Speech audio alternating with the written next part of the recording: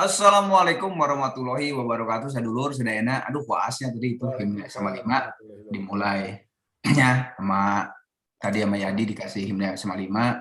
Terus lihat itu kelasnya itu ya tangga. Terus ada nanti kelas orang teh nanti nu terkenal teh nanti Belanda juga. Nancy. Nancy. Iya. Assalamualaikum sadulur semuanya. Alhamdulillah ini ngupat yang kedua nih. Ini ngupat dari Yadi idenya nama ngupat ini. Terus alhamdulillah narasumber sekarang itu tadinya mau kayak kemarin 3 orang ya. Kemarin itu 3 dokter kan ya, Rama, Asep, Tommy, sama terakhir ditutup doa sama Lukman. Nah tadinya juga sekarang Jumat malam ini tadinya mau seperti itu, mau 3 orang juga, tapi nggak semuanya dokter karena di teman-teman kita, di sadulur kita ada juga yang menjadi psikolog. Nah tadinya tuh di bintang tamu lagi, narasumbernya adalah Ami ya, Utami psikolog, yang kedua Encis, tapi karena kita tidak bisa bayar Encis 1 jam $1.000.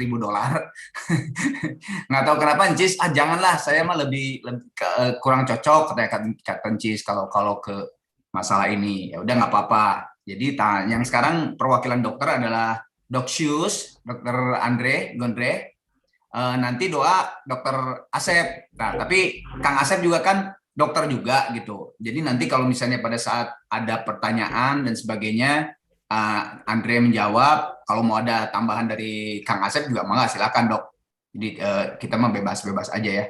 Jadi kita langsung aja, intronya segitu aja. Kita langsung aja ke Dokter Andre aja, Gondre. Deh, jadi yang kemarin episode kemarin kan lu nggak bisa datang ya ke sini karena lagi apa? Lagi haid. Praktek ya, lagi haid ya, lagi datang bulan, lagi praktek, jadi nggak bisa datang. Jadi kemarin seperti biasa aja deh, karena COVID ini kan ternyata yang kita pikirkan tuh kemarin tuh kirain cuma 1 tahun ya, 1 tahun juga udah kelamaan gitu kan. Ternyata sekarang udah 1,5, bahkan mau ya udah 1,5 tahun lebih ya. Terus kalau ngelihat pandeminya ini malah naik lagi gitu, wah ini kayaknya nauzubillahimindzalik sih, jangan sampai 2, 3, 4 tahun gitu ya. Cuman kita juga kan jadi bahan pikiran. Nah mungkin silakan dari Gondre dan Dokter Andre ini kan jauh nih di Lampung. Mungkin ada masukan juga kalau di Lampung seperti apa sebagai perbandingan aja, karena kemarin Dokter Rama sama Dokter Tommy kan Bandung gitu kan. Dokter Asep juga Bandung. Sekarang mungkin Gondre juga bisa memberikan sebuah pencerahan buat kita Indonesia khususnya, umumnya khususnya dari Lampung juga bagaimana. Silakan, dipersilakan Gondre, silakan dok. Yuk, mangga. Turun, Om Arman. Yuk. Jadi begini, Om dan teman-teman, sudah 1,5 tahun lah kita menangani COVID. Sorry saya potong. Teman-teman kalau misalnya ada yang mau bertanya, silakan di chat ya, bertanya ya. Oke, mangga Gre. Ya. Jadi sudah 1,5 tahun kita menangani COVID. Jadi kalau dulu mah kita dapat pasien COVID yang biasa-biasa, ya. Cuman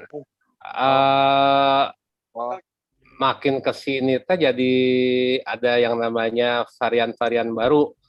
Seperti kita tahu yang namanya virus itu kan dia bisa sangat-sangat bisa untuk beradaptasi dengan lingkungan yang baru. Jadi tadinya virusnya biasa, sekarang ada virus dari mulai alpha, delta sampai terakhir yang virus kappa. Lampung yang jauh, yang tadinya nggak mungkin kena kepikiran ada virus yang baru lah ya. Ternyata baru minggu ini sudah ada 2 virus delta, kebetulan dua-duanya juga pasien saya. Jadi begitu ngelihat virus delta ternyata bukan cuma di Lampung, ternyata di Jakarta juga sudah lebih dulu. Sehingga memang dari virus dan pandemi ini kita belajar bahwa virus ini bisa beradaptasi dengan kondisi si hostnya. Jadi kalau sekarang dia menjadi A, kemudian dia beradaptasi, dia menjadi B, dan seterusnya. Harapan saya mah sebetulnya satu, ya, semoga kalau nanti virus A sampai Z juga sudah ada, ya tetap aja kita bisa hidup sama-sama berdampingan dengan virus, entah kapan. Itu harapan saya, karena sampai kapanpun kita akan tetap ada berdampingan dengan virus ini, Om Arman. Mungkin itu aja Om Arman. Cuman yang jadi perhatian saya kan update dari mulai teman-teman di Jakarta, di Bandung juga kalau ada yang apa namanya kena COVID, jadi ternyata memang kasus yang dialami di kawan-kawan di Jakarta dan di Bandung juga ternyata sama juga dengan dialami di Lampung. Ya, itu aja Marwan dari saya. Siap. Dre, Ya, tapi ini tuh yang membedakan varian-varian ini tuh sebenarnya apa sih Dre? Boleh diceritain nggak? Mungkin teman-teman juga kan pengen penasaran juga.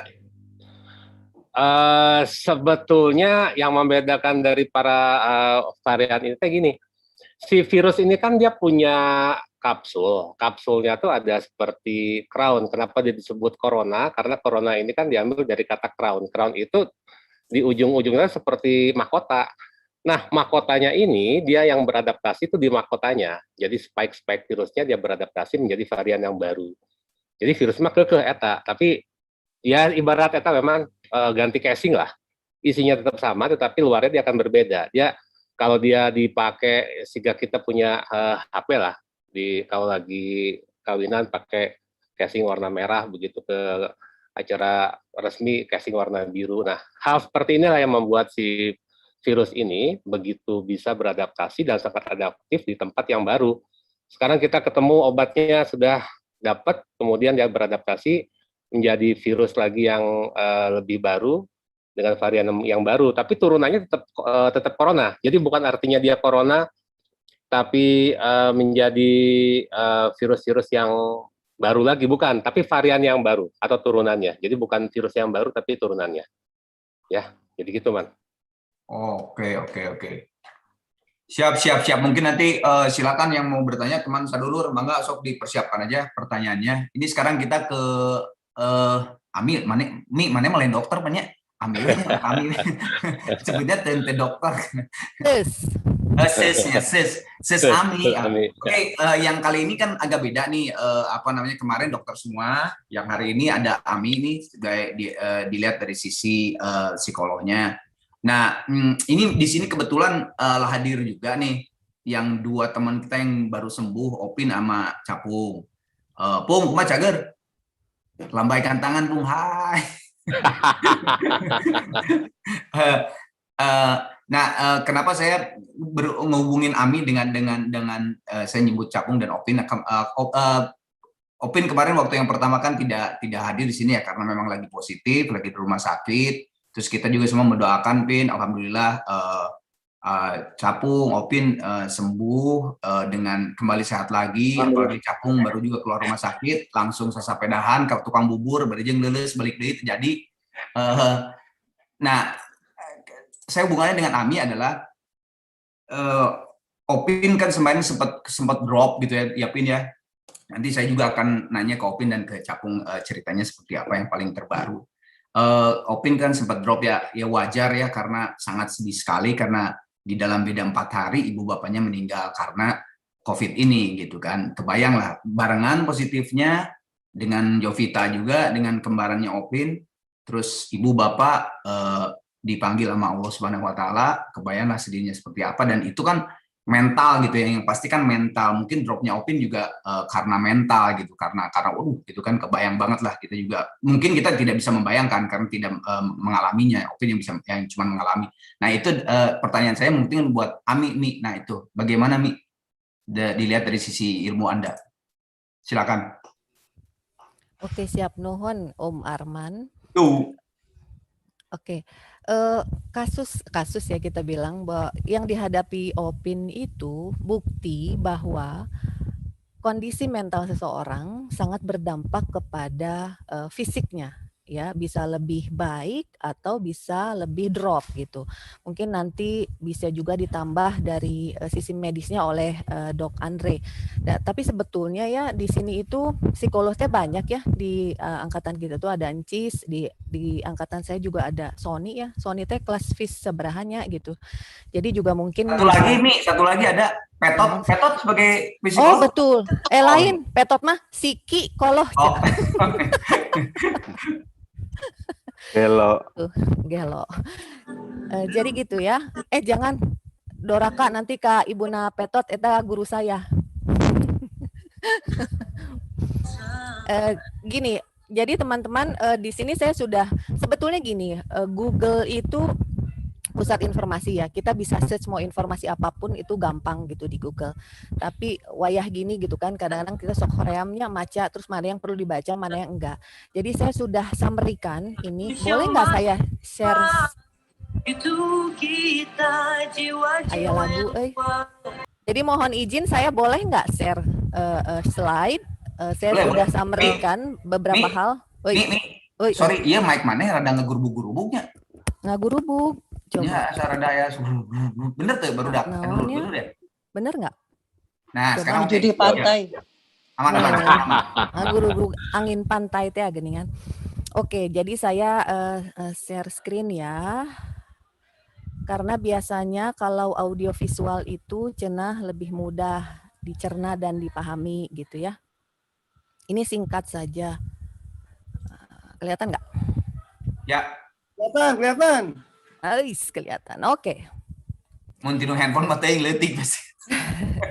Nah, ini tadi. Ini kasus, ini slide yang menjawab pertanyaan Arman terhadap kondisi Opin. Jadi tubuh dengan pikiran itu nyambung gitu ya. Tubuh dengan pikiran itu terkoneksi. Mereka teh ngobrol, nah acan. Mereka teh ngobrol satu sama lain gitu ya. Jadi kenapa kemudian Gusti Allah. Jadi kenapa sampai si kondisi Opin itu. Jadi ini teh kamu yang menjalankan atau saya? Saya kan? Nah, maju mundur sorangan itu. Ya tong seserian ya mana mah aduh aing mah. Lain Ya, orang. Amin. So, Ya, Amin. Maju mundur sorangan ya, Di. Urang mah teu nanaon. Ya di amin tong gelut. Ih. Hidup Kak. Gitu ya. Artinya, Kak. Jadi pikiran yang positif itu akan membawa tubuh menjadi lebih fit, lebih baik ya. Pikiran yang negatif sebaliknya akan membuat kondisi tubuh semakin drop. Itu mungkin yang terjadi pada Opin. Kesedihan yang mendalam sehingga membuat kesehatannya menurun. Jadi memang kalau kita mau happy life itu harus balance antara healthy body dan healthy mind. Gitunya. Sekarang yang disebut tuh kan ayeuna teu bisa ya, Di.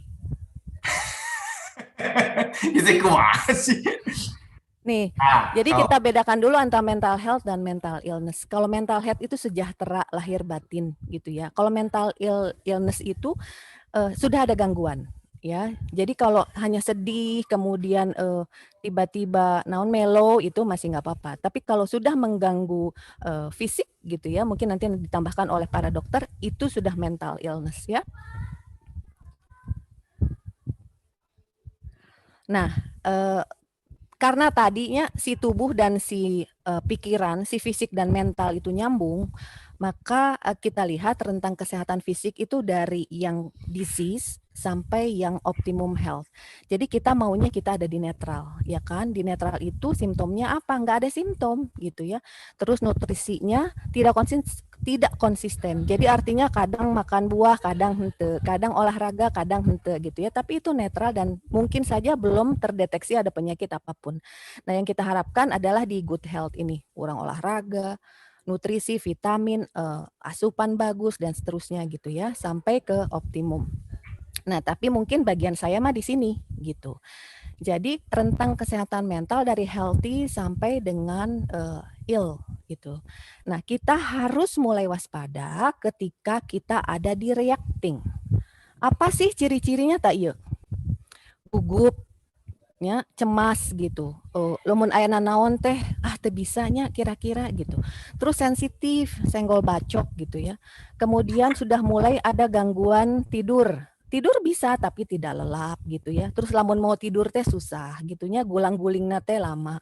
Mau ngitung anak sapi, anak domba ge sampaikeun 100.000 teu tibra-tibra gitu ya. Kemudian low energi. Tah, ini kan sangat penting buat bapak-bapak ya. Ketika low energi maka ada hal-hal yang tidak bisa terlaksanakan dengan sempurna. Kemudian sakit otot gitu, sakit kepala gitu. Nah, ada tanda-tanda ini kita harus sudah mulai waspada. Jangan-jangan kesehatan mental kita sudah terganggu gitu ya. Apalagi ada yang injured. Jadi injured teh sudah bukan sensitif lagi, tetapi langsung ambek gitu. Kemudian tidak hanya sedih lagi, tapi sedihnya berkepanjangan, 2-3 hari nggak selesai gitu ya. Kemudian sulit tidur, sudah tidak bisa tidur, jadi insomnia gitu. Kemudian capek pisan sampai tidak bisa melakukan apapun gitu ya. Terus ada sakit-sakit di badan teh udah lebih berasa. Jadi ketika injured itu reaksi fisiknya sudah lebih kental daripada yang reacting gitu ya. Kemudian kalau yang reacting mah tadinya sapedahan seminggu 3 kali, kalau injured mah sudah nggak mau gitu ya. Dia hoream gitu. Biasanya ngopi setiap hari dengan teman-teman ngawangkong begini. Nah, orang yang sudah reacting itu mikir dulu gitu. Apakah iya saya perlunya hoream mengkek papanggi jeung Arman kayak ditanya orang hoream gitu. Nah, kalau injured itu memang sudah nggak mau sama sekali. Bahkan dia memilih untuk menghindar gitu ya. Beda kalau yang udah sakit mah geus we isolasi, siga COVID kudu diisolasi, teu meunang papanggi jeung saha, itu sudah sakit. Nah, kemudian di sini ini saya kutip dari WHO ya. Jadi di bawah, di tabelang bawah itu sudah ada cara-caranya apa yang harus kita lakukan ketika ini terjadi gitu ya. Jadi kalau reacting itu kita harus tahu batasan kita tuh sampai mana kekuatan kita ya. Kemudian kita coba tidur lebih nyaman, caranya gimana? Kalau muslim mungkin wudhu heula gitu ya, terus minum susu misalnya begitu ya, wirid dan seterusnya. Jadi cara-cara yang coba kita ubah yang tidak biasanya kita lakukan sebelumnya. Gitu. Jadi ini nanti boleh di-share, silakan dibagi saja supaya kita lebih banyak diskusi. Gitu ya. Jadi ini kalau udah injured itu biasanya kita udah perlu ngobrol sama siapa gitu ya, mau sama istri boleh, sama tapi istri biasanya wah gitu-gitu wae gitunya gitunya henteu riweuh ieu nguruskeun budak maneh ngeluh wae. Nah, biasanya gitu ya kalau istri. Tapi kalau istri beki injurednya beki injured, beki nyeri hate, beki teu bisa nanaon gitu kan. Ya, silahkan cari pertolongan kepada siapapun yang dipercaya gitu ya.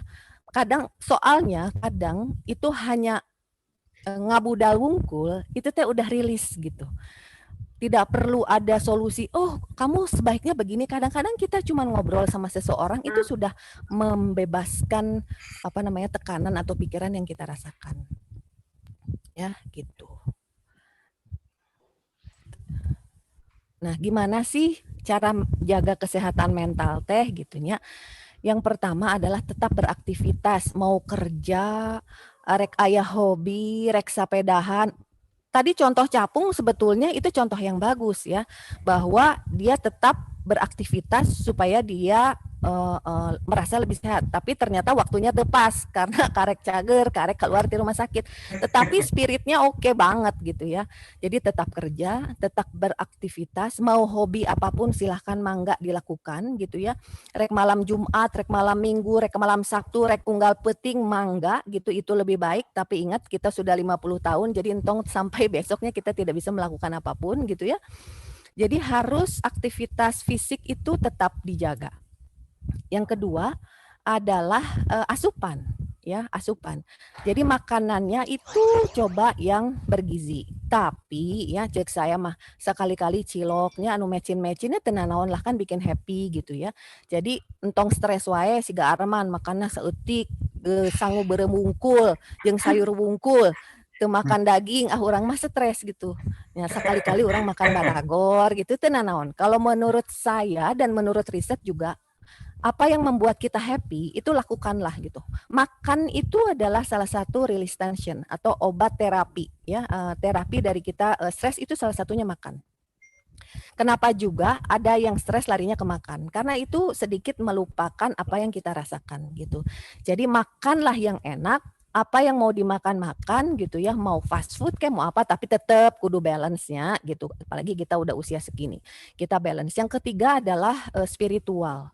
Ya, spiritual ini harus juga kita jaga supaya kita tetap waras gitu ya. Warasnya di jalur yang benar gitu ya. Nah, kenapa sih 3 ini penting? Karena dengan 3 ini terjaga, kita bisa tetap positive thinking.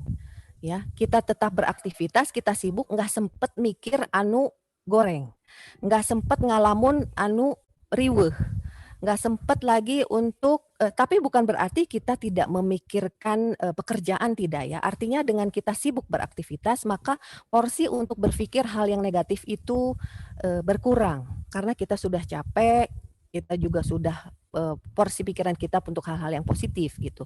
Dan dengan makan yang baik, dengan makan yang sehat juga menyenangkan, itu akan memberikan mood yang balance gitu ya. Ada happiness di situ.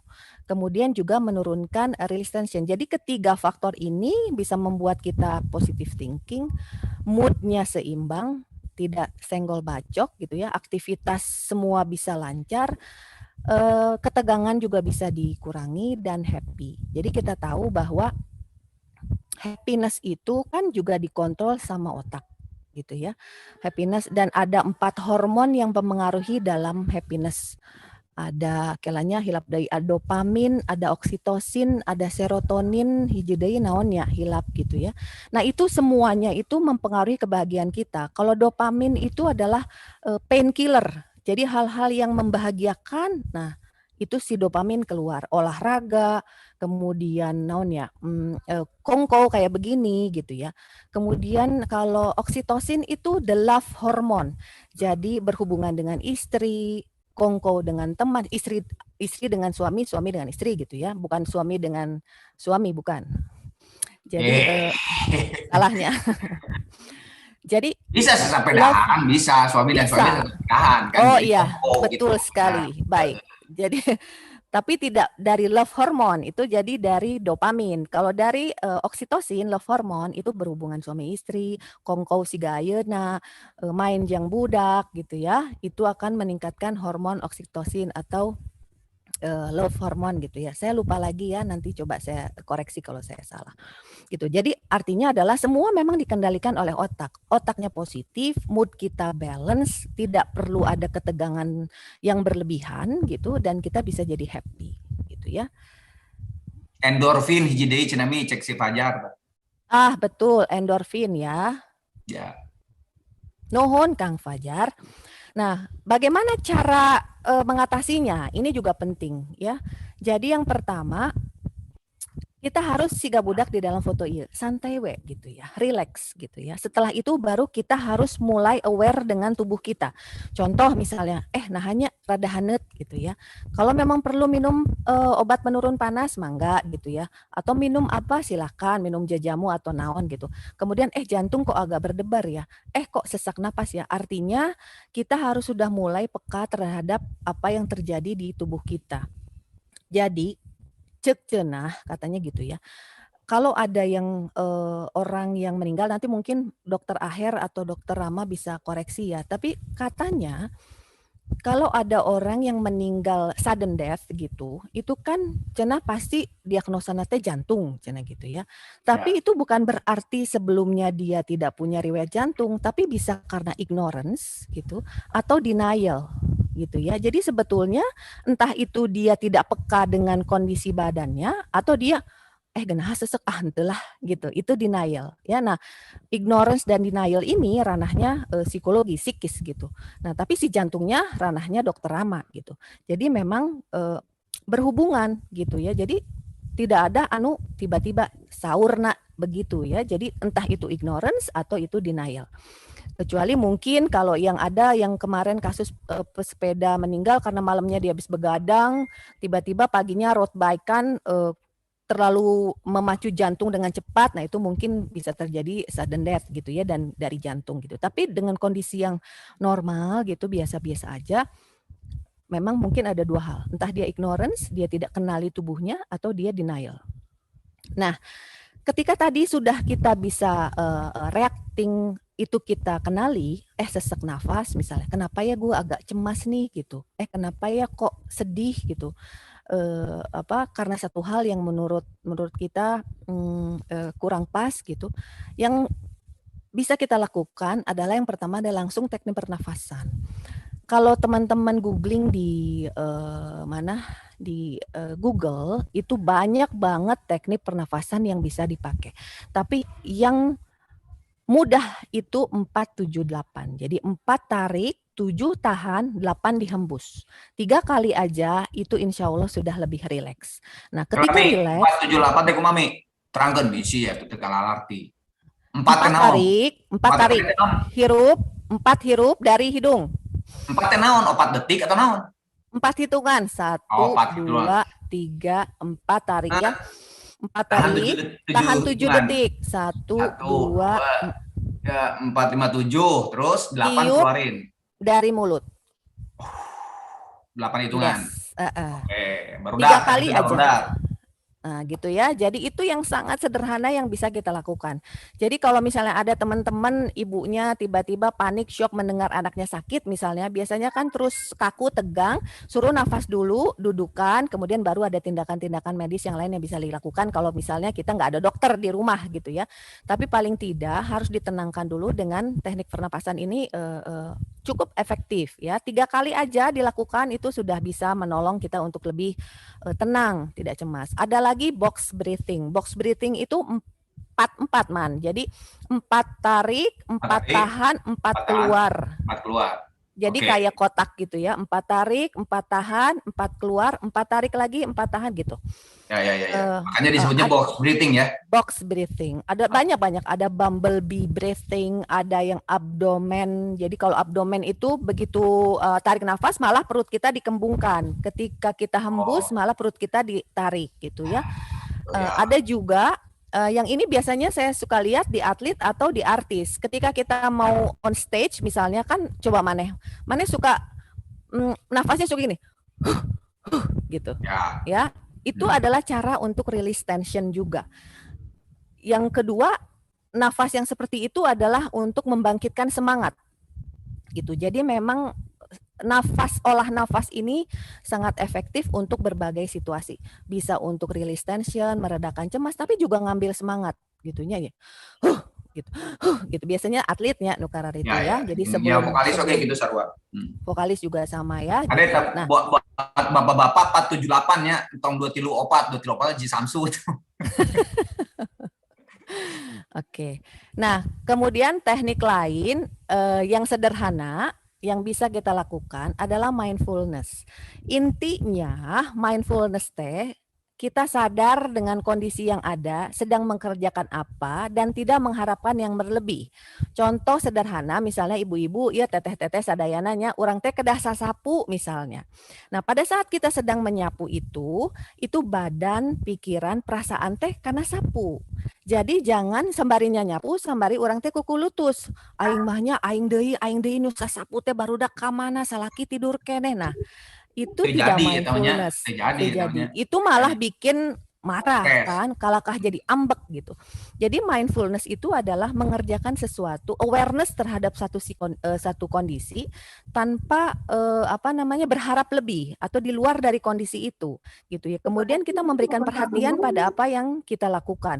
Rek sasapu, kemudian rek naon deui nya. Lamun bapak-bapak misalnya naon, fokuslah pada apa yang sedang dikerjakan. Oh misalnya ke pandemi AC atau ruksak atau misalnya genteng bocor, pandemi manggil orang ke rumah sieun, ART perempuan tidak bisa, mau nggak mau kamu naik ke atas genteng dong gitu ya. Nah itu salah satu contoh bahwa kita ketika naik ke atas gentengnya lakukanlah dengan kesadaran penuh, memang kita harus membereskan si genteng eta gitu ya.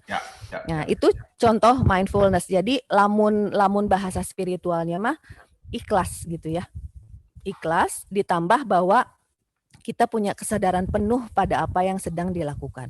Lamun keur masak teu kudu mikir can mayar arisan, teu kudu mikir can naon gitu. Jadi kalau lagi masak masak saja. Nikmati situasi proses yang dilakukan pada saat kita sedang masak gitu ya. Nah, kenapa mindfulness itu juga penting bisa dilakukan? Karena fungsi mindfulness ini sehebat ini gitu. Kalau memang kita berhasil melakukannya, kita bisa reduce stress. Hubungan suami istri kita bisa lebih bagus gitu ya. Tidak suami istri saja sih, dengan siapapun itu akan lebih satisfy gitu. Kalau anak-anak sekarang soalnya ini satisfying banget nih mah. Nah, gitu ya. Itu dengan mindfulness itu bisa kita mendapat hal-hal itu gitu. Kemudian dengan tidur itu ternyata dengan mindfulness itu tidur kita lebih berkualitas. Kemudian kita juga lebih empati. Jadi ternyata pikiran, emosi itu bisa sangat terkendali ketika kita mindfulness. Nah, sederhananya mindfulness seperti itu. Tetapi kalau dalam praktek psikologi, mindfulness ada satu teknik yang juga kita berikan kepada pasien yang punya depresi berlebihan gitu ya, depresi cemas akut dan seterusnya. Memang tidak akan sesederhana ini gitu ya. Ada proses-proses dulu yang kita lakukan sampai dia bisa merubah cara pandangnya, persepsinya sehingga dia bisa lebih mindful gitu. Tetapi ini sangat mudah dilakukan oleh teman-teman. Inti nama ketika mengerjakan sesuatu sok we eta nu dikerjakeun. Tudu kudu mikirna naon. Tuh kudu ngarasakeun naon gitu ya. Fokus pada apa yang sedang dikerjakan. Tah gitu panginten ya sekilas info dari saya teh. Silahkan saya kembalikan kepada host. Hatur nuhun. Bagus pisan Mi. Wah, aing teh nyangka siang hebat. Ai maneh, maknya geus jam-jaman teu hebat. Ya Wid, bener dah Wid. Oke. Pisan Mi. Oke, sebentar Jadi ya. bisa Ini naikin tarif ya Wid? Yoi dong, gila. Saya udah Jelas. ngeluarin tabungan dari tahun 1990 nih buat Ami. Oke, Tapi tetap ini banyak lumayan, banget Mi. pertanyaan. Ada pertanyaan ke Doksius, ada juga ke Neng Ami. Sebentar ya, tadi aing kemana? Kelak. Nah ini ke Dokter Gondre dulu deh. Ya. Dari Ahmad teh. Bagaimana COVID-19 bisa bermutasi? Penyebabnya apa? Boleh nggak Ya. sebelum Doksus Oh. menjawab ya? Keren ya Doksus, kita collab lagi hari ini. Asia. Jadi Emang gimana emang? kelanya, jadi aya dongeng menarik. Oh, naon? Jadi dulu kantor saya sama gitu ya. Kita pengen tahu itu si COVID-nya si kumaha sih gitu. Saya kontak lah Doksus, minta waktu yang dari kesibukannya itulah gitunya. Oke, udah dapet jamnya, waktunya. Kita bikin dong flyer man, bikinnya with flyer. Kan narasumbernya adalah Dokter Andreas dengan title nanu panjang teh kan ya keren. Tahu nggak? Artis dong pada ikutan tertarik hayang mendengar penjelasan dari Doksus, mantap nggak tuh? Aya artis nu konsultasi langsung pribadinya. Atuh Aya we mau beja-beja nu pastina awewe. Arman mau kakak atau mah? Lain. YouTube-keun gawat. Nu pastina perempuan. Keren. Oke, Dok, silakan. Bagaimana COVID-19 bisa bermutasi? Penyebabnya apa? Ya seperti yang tadi udah saya bilang bahwa COVID ini kan virus. Virus mah dari zaman dulu, kalau mungkin teman-teman masih ingat lah, ada virus flu babi, flu ayam, flu unta, flu hand and mouth disease dari Singapura lah. Jadi artinya sampai saat ini virusnya memiliki kemampuan untuk beradaptasi dengan lingkungan. Ada SARS juga dulu pernah ada. Terus dari tahun dulu flu Spanyol lah yang paling pertama kali ada. Artinya apa teman-teman? Namanya virus mah akan terus bermutasi. Jadi mau kita punya obat satu, virusnya lebih pintar, dia akan bermutasi menjadi virus yang baru atau varian yang baru. Sebetulnya sekali lagi bukan virusnya yang berubah, tetapi varian yang berubah. Ibaratnya ada edisi yang terbaru lah dari si virus ini teh untuk menjadi lebih bagus dan lebih baik lagi. Karena virus ini salah satu yang paling saya senang dari virus, padahal beki, adalah kemampuan dia untuk beradaptasi dimanapun dia berada. Jadi kalau dia pindah ke satu tempat, dia akan mencoba beradaptasi dengan makhluknya yang baru. Dan kita tahu sampai saat ini, kenapa sih kok ada pada pasien-pasien yang sekarang ini, salah satu syarat dari Kementerian Kesehatan adalah kapan kita harus curiga kalau virusnya ini bermutasi. Yang pertama, kalau pasien ini sudah pernah divaksin 2 kali, tapi jadi COVID lagi, Man. Nah, ini jadi pertanyaan, positif lagi? Belum. Dia belum pernah positif. Jadi, sudah pernah vaksin 2 kali, tapi diperiksa PCR, nah positif, Nah, di situ kita harus mulai curiga. Itu yang pertama. Yang kedua, kalau pasien sudah pernah kena COVID, kemudian dia reinfeksi atau terpapar kembali.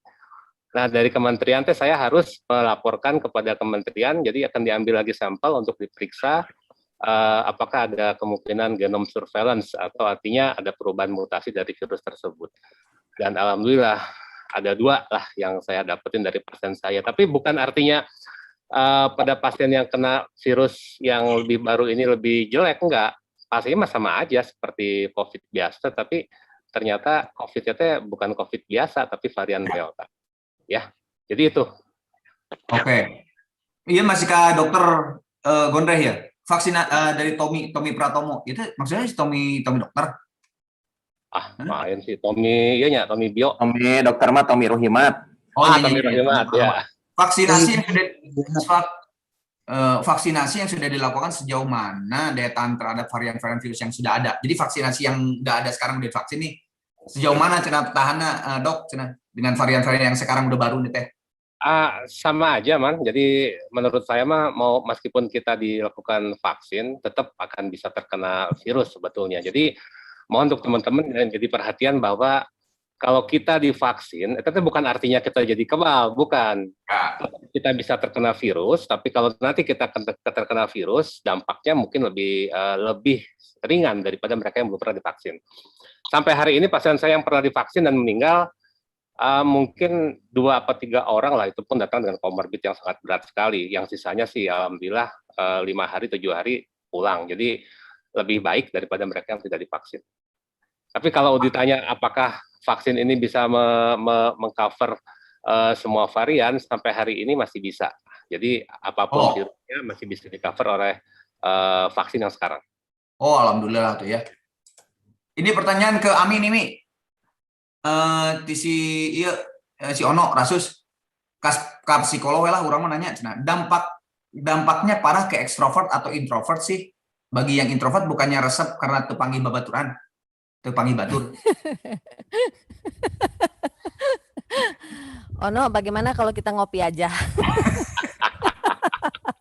Ayo seperti kami ayo. Bagaimana dampaknya ke introvert atau ekstrovert gitu ya? Ya parah mana cenah? Parah mana? Lain ke introvert mah justru jadi resep karena kan introvert mah tepangi batur ya gitu kan. Ya, mungkin kalau tidak panggih baturnya itu nggak jadi masalah buat introvert.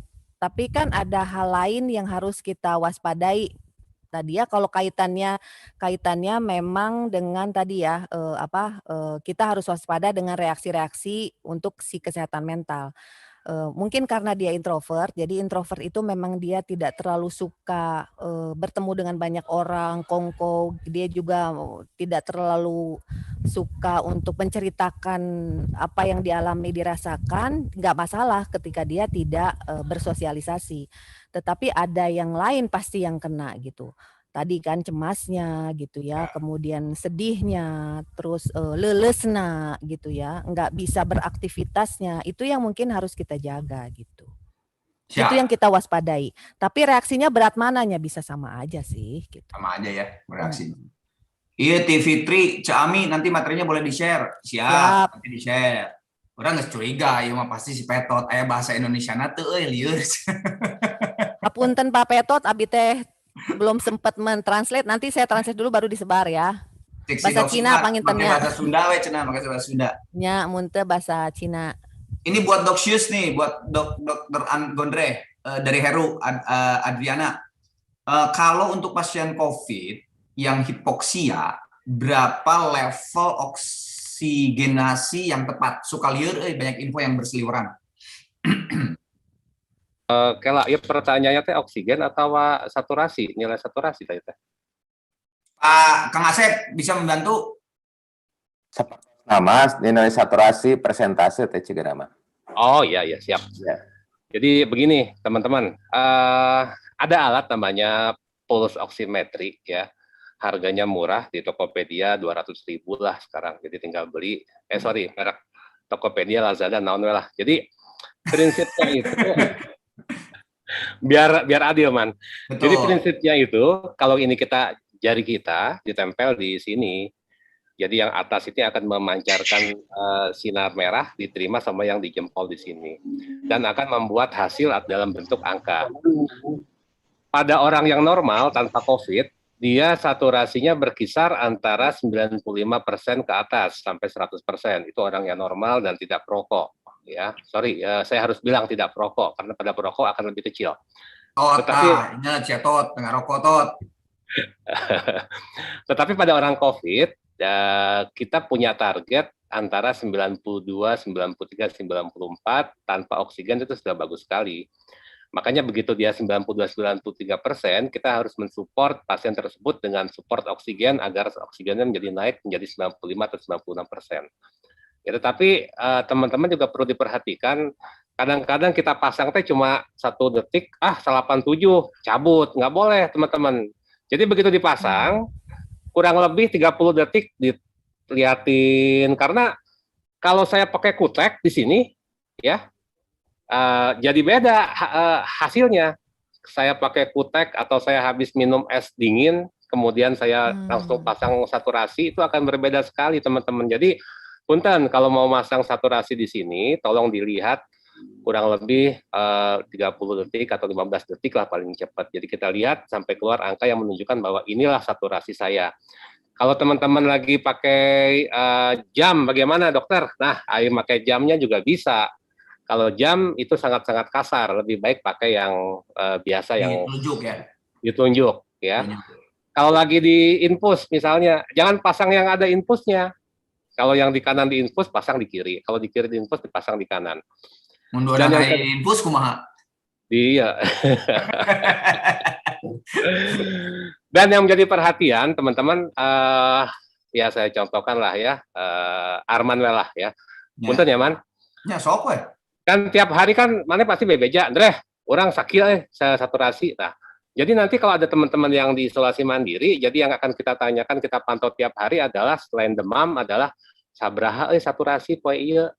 Kalau bisa memang dilihat saturasi setiap pagi sehingga kita bisa tahu berapa sih oksigen kita tiap hari. Ya, jadi itu yang menjadi penting. Pada orang yang kena COVID, pertama di minggu pertama saturasi akan turun sampai 92, kadang 90 sehingga harus sampai support oksigen. Kemudian nanti kalau sudah hari ke-7 atau hari ke-10 begitu pemulihan dia akan naik dengan sendirinya. Ya, jadi itu yang harus menjadi perhatian tentang oksigen tadi, Man. Ya. Siap. Oke. Lanjut ke orang kareknya ternyata Gondre selain jadi dokter G ternyata jualan tas gitu kan. Goblok pemajikan aing sia. Oh, ternyata mana jualan tas. Oke, silakan mau di COD juga bisa. Ini pertanyaan berikutnya. Jang Ami, Mi. Apakah dimungkinkan dalam satu keluarga yang mengurangi interaksi keluar lingkungan terdapat kesehatan mental yang berbeda jauh antara anggota keluarga yang lain? Oke. Anak kembar saja itu bisa punya sifat atau profil pribadi yang berbeda. Profil pribadi yang berbeda itu maka berbeda pula menanggapi atau berespons terhadap situasi. Jadi mungkin nggak berbeda? Ya mungkin saja. Anu hiji mah seneng gadget, anu hiji mah resepna main bola gitu. Ketika dia harus terisolasi mungkin reaksinya akan berbeda gitu. Jadi bisa-bisa saja. Nah tapi jauh enggaknya itu relatif gitunya.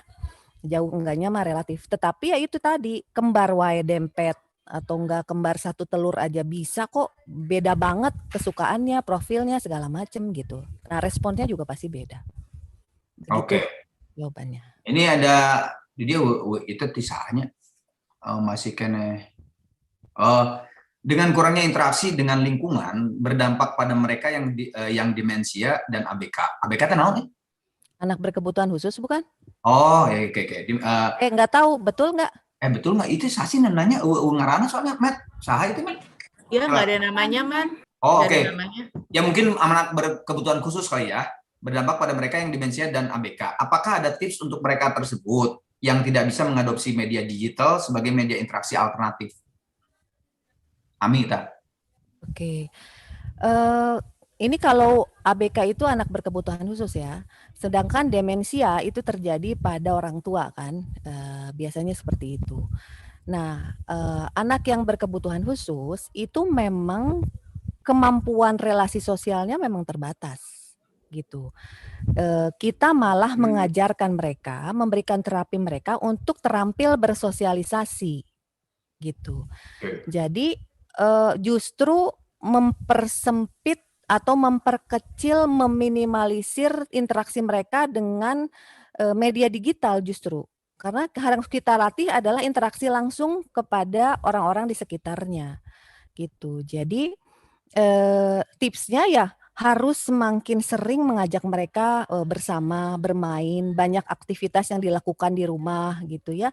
Dan orang tua ABK itu adalah orang-orang tua terpilih karena anaknya spesial tadi gitu.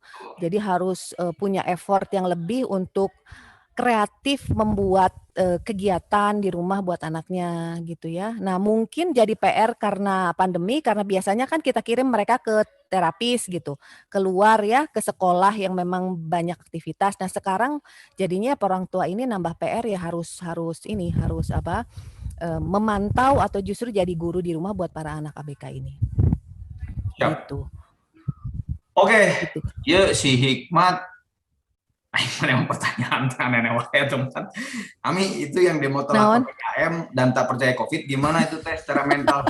Secara fisik mungkin beresiko, tapi secara mental Pak Guru, sakit. Pak Guru mana Pak Guru? Iya ngacung. Pak Guru.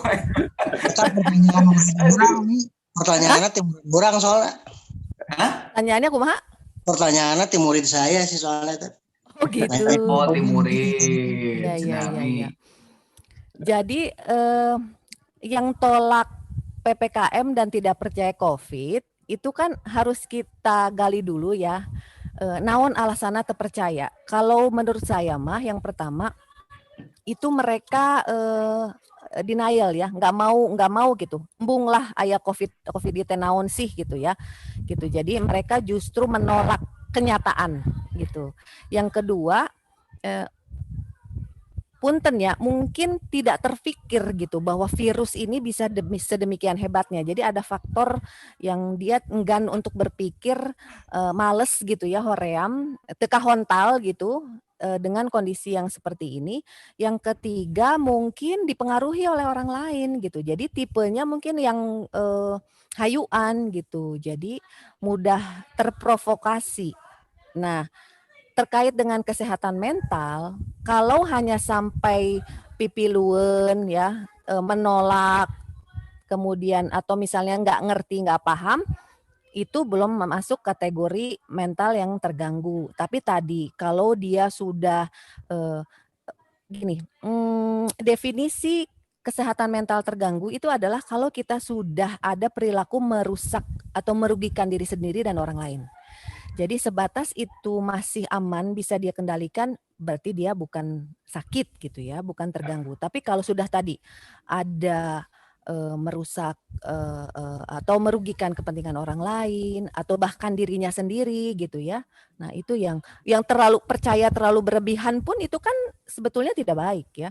Ada Ya. penyakit, ada satu penyakit itu ya Kang Dokter Aher, salah Ya, satu penyakit yang memang dia punya rasa pede yang berlebihan. Ya, overconfidence itu ya. Overconfident itu Ya. adalah salah satu simptom penyakit jiwa yang bisa terjadi pada orang. Tuh, tot, mana teh berarti simptom, tot. Oke, udah cukup? Nih, tamatnya jawaban ke murid mana ta? Ini sebelum ini Dokter Aher, Asep, mungkin ada tambahan Ya. tadi yang dari Siap. Andre dan Ami. Alhamdulillah uraian dari Ami itu sangat sangat betul berguna ya.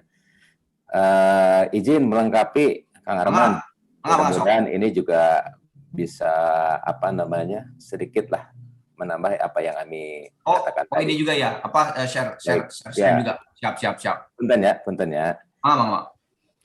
Jadi kalau ini nggak dadak bikin slide-nya barusan. Jadi hebat. begitu. Wah, naik deh ya tuh bayaran. Jadi sahabat-sahabat semua, teman-teman semua, sebetulnya profesi Ami itu pada saat ini adalah profesi yang sangat diperlukan ya.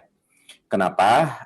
Ada beberapa catatan mungkin yang pernah saya dapatkan dari teman-teman yang menjalani isolasi mandiri ataupun yang terkonfirmasi positif. kalau kita lihat dari angka ya, kalau dari angka, begitu mereka terkonfirmasi positif, itu rata-rata di atas 32% mereka mengalami kecemasan. Nanti Amin nanti yang ukur ya, dengan berbagai tingkatan. Itu riset dilakukan di Taiwan. Kemudian juga kalau saya baca di UK gitu, rata-rata mereka pada usia lanjut ya, yang terkonfirmasi positif itu di atas 68 mereka mengalami kecemasan. Ya. Sedangkan kalau kita lihat apa sih sebetulnya yang mempengaruhi sistem imun di kita itu sebetulnya banyak ya. Ini dengan berbagai versinya kalau saya bisa ungkapkan di sini ya. Yang pertama, ini kecemasan nih. Jadi betapa kecemasan itu mempengaruhi terhadap sistem imunitas seluler ataupun imunitas humoral. Jadi teman-teman semua ini ada beberapa percobaan kaitannya dengan respon imun dan kecemasan. Ya, ada kecemasan itu bersifat temporer, mempengaruhi sistem imun. Ada juga yang bersifat long time. Contoh misalnya, seseorang dek ujian gitu ya. Kadang-kadang untuk siapkan cemas sebenarnya. Nah, ternyata pengukuran sementara itu bisa berpengaruh terhadap imunitas seluler, tapi tidak berpengaruh terhadap imunitas humoral. Ya, itu kecemasan.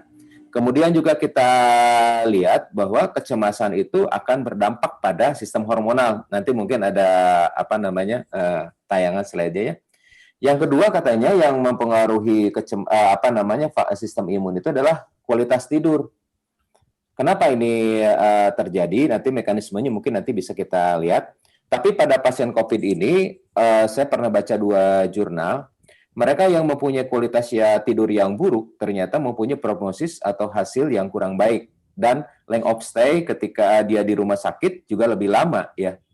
Nah, kenapa tidur itu mempengaruhi sistem imun? Nanti kita coba lihat lagi. Ya, sementara yang sekarang kan yang kita gembar-gemborkan lebih ke arah nutrisi begitu ya, bagaimana lingkungan dan lain sebagainya. Padahal kalau kita lihat 2 hal di atas ini mempengaruhi sistem imun itu besar ya. Ada cabang ilmu yang disebut dengan psikoneuroimunologi. Jadi bagaimana antara psikis, aspek kejiwaan, kemudian sistem saraf dan sistem imun itu mempunyai hubungan yang demikian saling mempengaruhi. Nah, kemudian ini udah disampaikan oleh Ami ya kayak spiritual gitu ya, bagaimana seseorang itu mempunyai tingkat kepercayaan kepada Tuhannya, tingkat keridoan atas menerima sesuatu itu akan berpengaruh juga terhadap bagaimana sistem hormonal yang ada di dalam. Karena kalau dia denial ya, menolak terhadap atau tidak ridho ya dalam bahasa agamanya mungkin, maka yang terjadi adalah penolakan terhadap suatu kejadian akan berpengaruh pada akan berperan sebagai stresor, dan ketika stres itu berkepanjangan, sindrom adaptasi umum ya pasti Ami lebih paham. Ketika sindrom adaptasi umum juga akan berpengaruh terhadap sistem hormonal. Kemudian juga harapan. Nah ini mungkin ya ketika teman-teman mungkin nanti ada yang terkonfirmasi begitu, harapan itu tidak dimakan, tidak diminum, tidak ditulis begitu. Tapi kalau didengar saja itu ternyata dampaknya itu sangat signifikan. Ya, ketika misalnya kamu positif, yang kayak gini mah varian delta, kamar dia maraot, ya, yang terjadi apa coba? Nggak dimakan, nggak diminum, nggak ditulis juga, hanya kata-kata sepotong kayak gitu, ternyata ini berdampak. Demikian juga kalau misalnya varian delta kan kata gondreng tadi ya, sama aja, tenang aja bro. Kemarin juga dengan pengobatan yang sekarang udah yang dilakukan ya, rata-rata tuh sembuh. Sama itu juga. Tanpa terapi apa-apa, tapi lihat aspek psikisnya seperti apa. Hope itu sangat besar. Nah, sedikit saya mundur lagi ya ke depan. Nah, jadi kalau kita lihat ya, bagaimana pengaruh dari social distancing, kemudian karantina mandiri, kemudian isolasi mandiri begitu, ini juga berpengaruh bagaimana terhadap ketenangan, ketentraman, kemudian berpengaruh terhadap stresor. Ini penelitian yang dilakukan di Thailand. Jadi ketika seseorang diisolasi mandiri itunya katanya, kata penelitian ini cek orang Thailand, rata-rata di atas 32% mereka itu mengalami gangguan mengalami kecemasan. Artinya ini angka yang cukup besar. Kalau ini tidak ditangani ya oleh psikolog, kemudian oleh orang-orang terdekat, ini juga bisa berdampak lanjutan. Kan kita tahu tadi ya, ketika orang cemas bisa berdampak pada sistem imunitas seluler ataupun imunitas humoral. Ya, ini penelitian yang saya lihat juga, ini yang di London begitu ya. Angkanya 62%, lebih besar lagi. Jadi teman-teman semua, betapa aspek psikis ini berpengaruh terhadap sistem pertahanan tubuh. Nah, ini yang Ami sampaikan juga tadi ya. Begitu seseorang misalnya dia bisa menerima kondisi, menerima takdir terbaik, bahwa itu salah satu bentuk kasih sayang. Atau siapa tahu itu juga bentuk peringatan terhadap mungkin kelalaian atas protokol yang dilakukan. Setelah dia ridho, kemudian dia tobat, ya, maka ketika dia menerima hal tersebut sebagai keputusan terbaik, ya ada lepas tuh dalam hatinya, plong kalau kata Ami ya.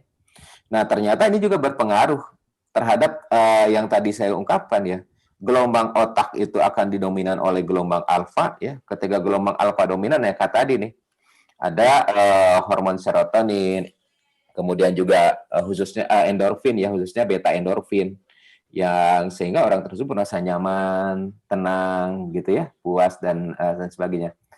Nah, ini andai kata orang mempunyai tingkat stres berkelanjutan akan berpengaruh dengan yang disebut dengan HPA atau HPA, yaitu hypothalamus pituitary axis ya.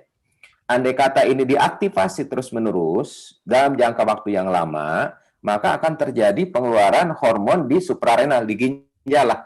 Di ginjal di tonggong didikan aya ginjal di luhurna teh tah aya kelenjar suprarenal namanya teh. Ginjal itu memproduksi namanya kortikosteroid. Andai kata kortikosteroid itu diproduksi dalam berlebih dan berkepanjangan, ini terjadi penekanan terhadap respon imun. Jadi wajar kalau orang stres, orang cemas gitu ya, Imunnya turunnya. Hirup nang tunggalang layung cenah bahasa Arab nama. Wajar dia kalau itu menurun sistem imun. Nah, kemudian juga tadi dengan gangguan tidur. Gangguan tidur diakibatkan oleh berbagai macam, diantaranya oleh kecemasan juga ya. Nah, ketika orang mengalami gangguan tidur, ini juga akan berdampak pada sistem metabolisme. Kita tahu bahwa seseorang yang tidur nyenyak ada hormon melatonin ya. Melatonin teh hormon anu diproduksi lamun kita tidur nyenyak tidur nyaman ya. Ternyata melatonin juga di sini berdampak. Coba kita lihat ya. Ada protective effect dari melatonin, di sini juga akan berpengaruh terhadap sistem imun. Nah, jadi sahabat-sahabat semua, teman-teman ya. Jadi betapa besar ketenangan jiwa, ketenangan hati itu berdampak pada sistem imunitas. Mekanismenya kurang lebih seperti itu. Nah, mudah-mudahan ketika teman-teman mempunyai cek amima mungkin spiritual coping ya, nih spiritual coping, bagaimana aspek spirit itu bisa lebih spiritual coping tanya mengatasi lah kayak gitu ya. Menerima ya. Jadi ridho, istilah ridho seperti itu juga akan berdampak besar terhadap ikutan-ikutannya. Nah, mungkin ya, aslinya mah udah sama Ami tadi. Iya. Tambahan aja. Wah, ya keren tambahannya. Nuhun pisan, Kang Her, sebentar ya. Ini ada pertanyaan dari Cis buat Doksus. Tadi sebenarnya udah dijawab sih, Cis. Kalau virus bermutasi terus, apa vaksin yang awal-awal muncul masih efektif? Tadi kan Bunda bilang sampai detik ini masih efektif ya, Andre ya? Masih efektif, Man. Masih efektif ya. Oke, pertanyaan lagi buat dokter juga.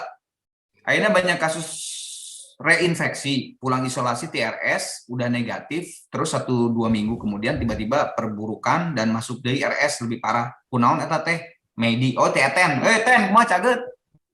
Sok mangga, dokter. Ya, baik. Jadi begini, teman-teman.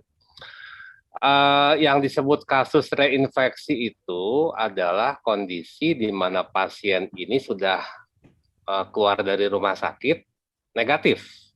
Jadi sudah keluar dari rumah sakit, pulang ke rumah, dinyatakan PCR-nya negatif, sudah bagus. Kemudian selang berapa lama dia masuk lagi ke rumah sakit dengan hasil yang positif. Jadi yang disebut reinfeksi itu adalah harus ada kondisi di mana pasien tersebut negatif di COVID. Tapi kalau memang dia belum ada periode negatif, kita nggak boleh menyebut pasien ini reinfeksi. Reinfeksi itu artinya itu kembali, infeksi itu infeksi. Jadi reinfeksi itu per definisi adalah terinfeksi kembali.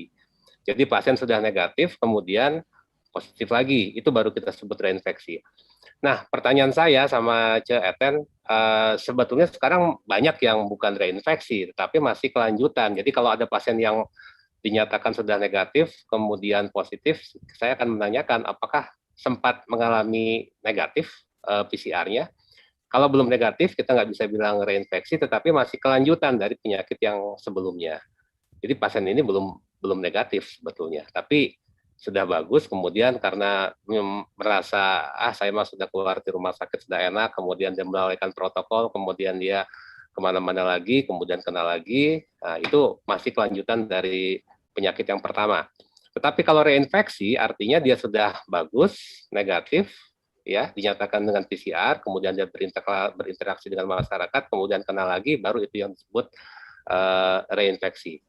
Reinfeksi apakah lebih jelek? Betul, Ciaten, ya. Seseorang yang sudah pernah kena virus COVID, kemudian dia kena kembali virus COVID, maka dia akan bisa mengalami perburukan. Beberapa contoh memang teman-teman kita ada yang jadi sampai di ventilator, sampai meninggal karena terjadi reinfeksi. Ya pada prinsipnya adalah untuk teman-teman penyintas COVID, yang memang pernah kena COVID, mohon punten, meskipun sudah pernah kena COVID, antibodi sudah ada, tetapi tetap tolong jalankan protokol 5M. Jadi tetap berpedoman sama 5M tadi, jangan mentang-mentang ada saya mah sudah pernah kena COVID, ada antibodi jadi lalai. Ya, jadi itu penjelasannya. Ya. Oke. Hiji buat dokter ya, sebelum ke Kang Aher sareng eta Ami. Dari Fitri, AA saya teh COVID dan dirawat di rumah sakit. Sebelum ke rumah sakit, sampai rumah sakit sudah lebih dari 10 hari nafasnya tidak teratur. Jadi selalu pakai oksigen, karena kalau enggak oksigen saturasinya itu di bawah 80-an. Pertanyaannya adalah apakah aman selalu menggunakan oksigen? Oke. Oh sorry, AA juga punya trigliserin tinggi. Tinggi, ya trigliseridnya bagian dari lemak sehingga dia jadi sigar kolesterol. Kriteria kapan seseorang dibawa ke rumah sakit itu kalau dia sesak, ya. Jadi kapan kita harus bawa ke rumah sakit? Kalau demamnya tinggi, kalau sakit dada, kemudian dia ada sesak nafas yang memang menjadi kesulitan bernapas dan kita punya saturasi oksigen di bawah 92%, itu sudah petanda kita harus membawa anggota keluarga ke rumah sakit untuk mendapatkan suplai oksigen. Pertanyaannya tadi, kalau dipasang oksigen, apakah tidak ada ketergantungan? Aduh, punten, dengan segala hormat, memang kita harus butuh oksigen untuk mencapai kadar saturasi oksigen di atas 92-93, sehingga oksigen bisa mencukupi distribusi oksigen ke seluruh jaringan tubuh. Tetapi masalahnya, Om Arman, kalau dia sudah kena oksigen, ini akan sangat sulit sekali untuk bisa menurunkan oksigen. Jadi, kalau dia sudah pakai yang begini, yang nasal kanul, kemudian pakai yang sungkup, sudah bagus 95, 96, kemudian sudah COVID-nya udah hilang, itu susah untuk bisa melepaskan oksigen secara drastis. Kita akan minta kepada pasien, Bu, hari ini dicoba ya, kalau nggak sesek ya diturunkan. Kemudian exercise, makanya setiap pada pasien kita minta untuk ya latihan senam, latihan jalan, latihan berjemur, biar hitam kayak saya. Tetap harus etamah ya, biar kena sinar matahari. Artinya apa? Artinya dengan kita mobilisasi, yang namanya mungkin pernah dengar di dimer juga bisa menjadi lebih turun, kemudian oksigenasi ke badan menjadi lebih baik, sehingga pasien yang tadinya pakai sungkup menjadi nasal kanul saja. Ya, kemudian setelah targetnya 92 sudah tercapai, pasien akan diizinkan untuk pulang. Jadi teman-teman, membuat orang dari pakai oksigen yang sungkup menjadi yang biasa kemudian melepas ini sangat susah. Makanya kita sempat bilang kepada pasien-pasien, Ibu kalau ada oksigen di rumah ya dipakailah. Jadi kalau nanti sesak baru dipasang. Tapi intermittent, artinya intermittent adalah kalau perlu ya dipakai, kalau enggak ya jangan. Ya, karena kita butuh oksigen untuk mempertahankan oksigen mencapai 92%. Nah, itu. Satu lagi, tadi saya setuju dengan Ami sama Kang Asep. Dari awal COVID 1,5 tahun, pada beberapa pasien, mereka yang sembuh itu adalah, yang sembuhnya cepat, adalah mereka yang memang pasrah sama tiap hari mendengarkan buka Quran, kadang-kadang buka kitab suci yang lain, kadang dipakainya lagi zikir, pakai apalah segala macam. Artinya apa? Begitu mereka COVID, mereka pasrah kepada siapapun ya yang apa mereka percayai, itu lebih cepat sembuhnya. Jadi saya juga bingung, kenapa yang ini mah ada 5 hari geus cager anu kitu sampai sebulan, sampai 2 minggu. Ternyata begitu seseorang merasa saya COVID dan saya memasrahkan semuanya kepada petugas kesehatan dan saya percaya ini adalah berhubungan dengan imun saya dan membuat happy saya, ya. Jadi jangan membuat kita menjadi moodnya menjadi turun. Insya Allah akan segera pulih dari biasanya. Betul yang dibilang Kang Asep sama Teh Ami tadi. Ya, itu aja. Oke, ini buat Dokter Asep. Apa yang Ya. menyebabkan imun seseorang jadi error seperti lupus? Kan pasti bahaya banget ya di kondisi COVID gini. Kang. Baik, terima kasih. Sebentar, mudah-mudahan saya ada screen-nya ya. Baik, izin share screen sedikit ya. Mau juga banget si Vivi ya. Ya. Screen udah jadi si Vivi. Punten, sekadapnya. Jadi teman-teman, seperti halnya respon tubuh yang lain ya, bahwa kita kan punya sistem pertahanan, nih, dibekali oleh Allah itu sistem pertahanan. Ada yang dibawa sejak kita lahir ya, misalnya imunoglobulin A dari ibu, kemudian imunoglobulin E gitu. Ada juga yang memang didapat sebagai hasil interaksi atas pertahanan yang kita dapat ya, interaksi dari dengan lingkungan, diantaranya memang seperti halnya infeksi ya, infeksi virus. Infeksi virus itu kan bisa infeksi virus beneran ataupun bisa karena memang disengaja oleh suatu proses yang disebut dengan vaksinasi. Nah, imun ini ribet ding juga namanya. Ya, yang simpel aja lah kayak gini nih. Jadi seperti halnya senjata, senjata aja lah ya. Jadi kalau ada musuh misalnya datang bentuknya itu misalnya kayak kambing. Nah, ada sel di dalam tubuh itu, sel T ya. Ada yang disebut dengan sel T memori namanya itu. Untuk mengingat, untuk mengcapture. Oh, musuh gua itu kayak kambing gitu ya. Sehingga dia laporan tuh terhadap teman-temannya untuk membuat senjata yang khusus untuk benda mirip kambing tersebut ya. Nah, senjata itu dibuatnya dari apa? Dari berbagai macam mikronutrien diantaranya. Nah, senjata yang dibuat itulah yang disebut dengan adaptive immunity. Nah, termasuk yang dirangsang juga oleh fragmen-fragmen virus. Kalau kalau Sinovac itu kan inactivated virus ya, virus yang tidak mati, nyandernya dimatikan lah gitulah. Ya. Tapi bentuknya sama kayak domba gitu ya, kayak kambing begitu. Jadi mengenali begitu ya. Tapi itu kan tidak berbahaya karena dombanya itu udah mati. Nah, ketika dibuat dibuat capture oleh sel T memori, kemudian juga dia itu dibuat tentaranya, ada bahan bakunya nih. Kayak bahan baku senjata kan ada logam, kemudian ada karet, ada plastik mungkin ya. Nah, ada beberapa riset ini tahun 2020 memang agak lama. Jadi mereka yang mempunyai di dalam darahnya itu kekurangan vitamin D, vitamin E, vitamin B1, B6, B12, vitamin C, zinc dan selenium, ternyata dampak tingkat beratnya penyakit itu lebih berat gitu. Nanti Andre nambahin ya. Kemudian juga length of stay di rumah sakitnya katanya lebih lama. Ini berarti ya elemen-elemen tadi dibutuhkan untuk membuat sistem persenjataan. Jadi intinya begitu ya. Jadi mungkin karena bahan bakunya yang kurang untuk membuat senjata. Yang kedua, mungkin juga ini selain pengenalan mungkin yang salah. Nah, termasuk pada lupus. Pengenalan yang salah sehingga tubuh dianggap sebagai musuhnya sendiri, ya. Tubuh dianggap sebagai musuhnya sendiri. Itu pengenalan yang salah. Kalau tadi kan udah lihat ya, sebetulnya yang berbahaya, yang beneran yang dianggap salah. Yang ketiga, kenapa sistem imun kita bisa error adalah tergantung juga pada aspek-aspek lain. Misalnya ada yang disebut dengan ROS namanya semacam radikal bebas kayak gitu ya, Andre. Radikal bebas. Jadi itu radikal bebas itu berpengaruh karena dia sifatnya itu instabil. Dia selalu mencari atom-atom lain untuk membuat ini preman lah. Jadi ada preman lah di dalam tubuh kita itu. Dia yang merusak sel-sel yang stabil sehingga dia membuat kekacauan pada sistem ROS atau bukan antioksidan, nah namanya radikal bebas aja lah kayak gitu. Pokoknya mah preman aja lah, preman yang merusak seperti itu. Ya, ya. Itu mungkin simpel nama. Ya. Tadi eta pas ke dokter Asep ngasih gambar tadi, aing jadi inget pelajaran biologi malah. Aing harorea main lieur.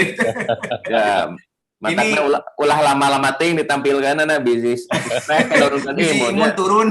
Ya, menurunkan imun. Oke, buat dokter Andre, dokter Asep dan Neng Ami, jawabannya ini aja ya, singkat dan padat ya, soalnya banyak dan bagus-bagus pertanyaannya. Ini dari Cici ya, Fajar Cici.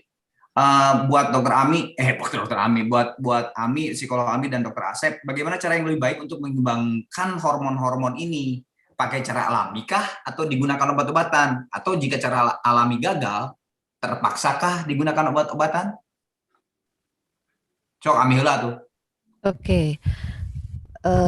Pastinya kalau ranah saya tanpa obat-obatan ya, jadi alami. Yang tadi saya sempat katakan bahwa hormon itu ada 4 yang berpengaruh terhadap kondisi badan kita, mau bahagia, imun jadi bagus ya. Yang pertama adalah, ini saya sudah dapat nih contekan, geus kapanggih.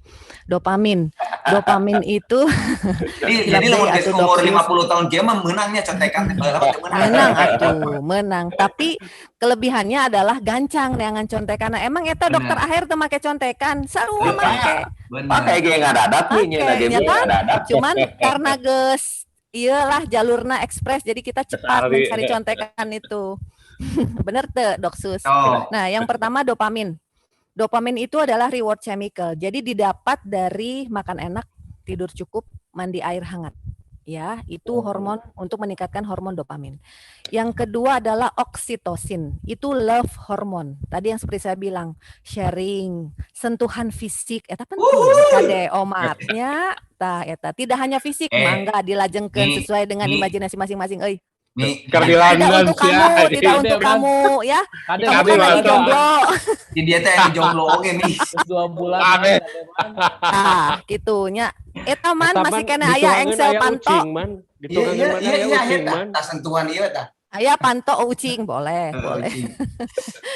Ya, jadi oksitosin itu sharing sama anak, main jeung budak, sentuhan fisik dengan pasangan, dilanjutkan sesuai imajinasi masing-masing sama berbuat kebaikan. Jadi sharing sigake itu ternyata membangkitkan hormon oksitosin. Ya, sharing is caring teh bener gitu. Yang ketiga adalah serotonin. Serotonin itu mood stabilizer. Jadi dari mana dapatnya? Seperti Pak Aher tadi bilang, berdoa, beribadah, gitunya, khusyuk, zikir dan seterusnya. Kemudian dapat sinar matahari, itu juga meningkatkan hormon serotonin. Yang terakhir adalah menikmati keindahan alam. Jadi seperti background yang saya pakai. Seolah-olah menikmati keindahan alam, padahal cara satu meningkatkan hormon serotonin ya. Kemudian yang terakhir adalah tadi yang kasih contekan dari Kang Fajar, endorfin. Endorfin itu the painkiller. Itu dapatnya dari mana? Olahraga, gitunya, rek sepedahan, yoga, tenis, renang, apapun. Kemudian tertawa, taheureuy siga kieu urang sekarang itu adalah meningkatkan hormon endorfin. Yang terakhir adalah mendengarkan musik. Nah, jadi mungkin besok Arman Maulana menyanyi gitu ya, kita dengarkan. Eta meningkatkan hormon oge. Boleh. Boleh ya. Itu mungkin jawaban singkat dari saya. Mudah-mudahan bisa jelasin. Berarti kalau Kang terkait Asep, dengan obat. Nah, Kang Asep obat. Kumaha Kang Asep kenal obat? Aya tuh. Baik. Izin share screen. Gara-gara Ami jadi orang nyontek dulu ini.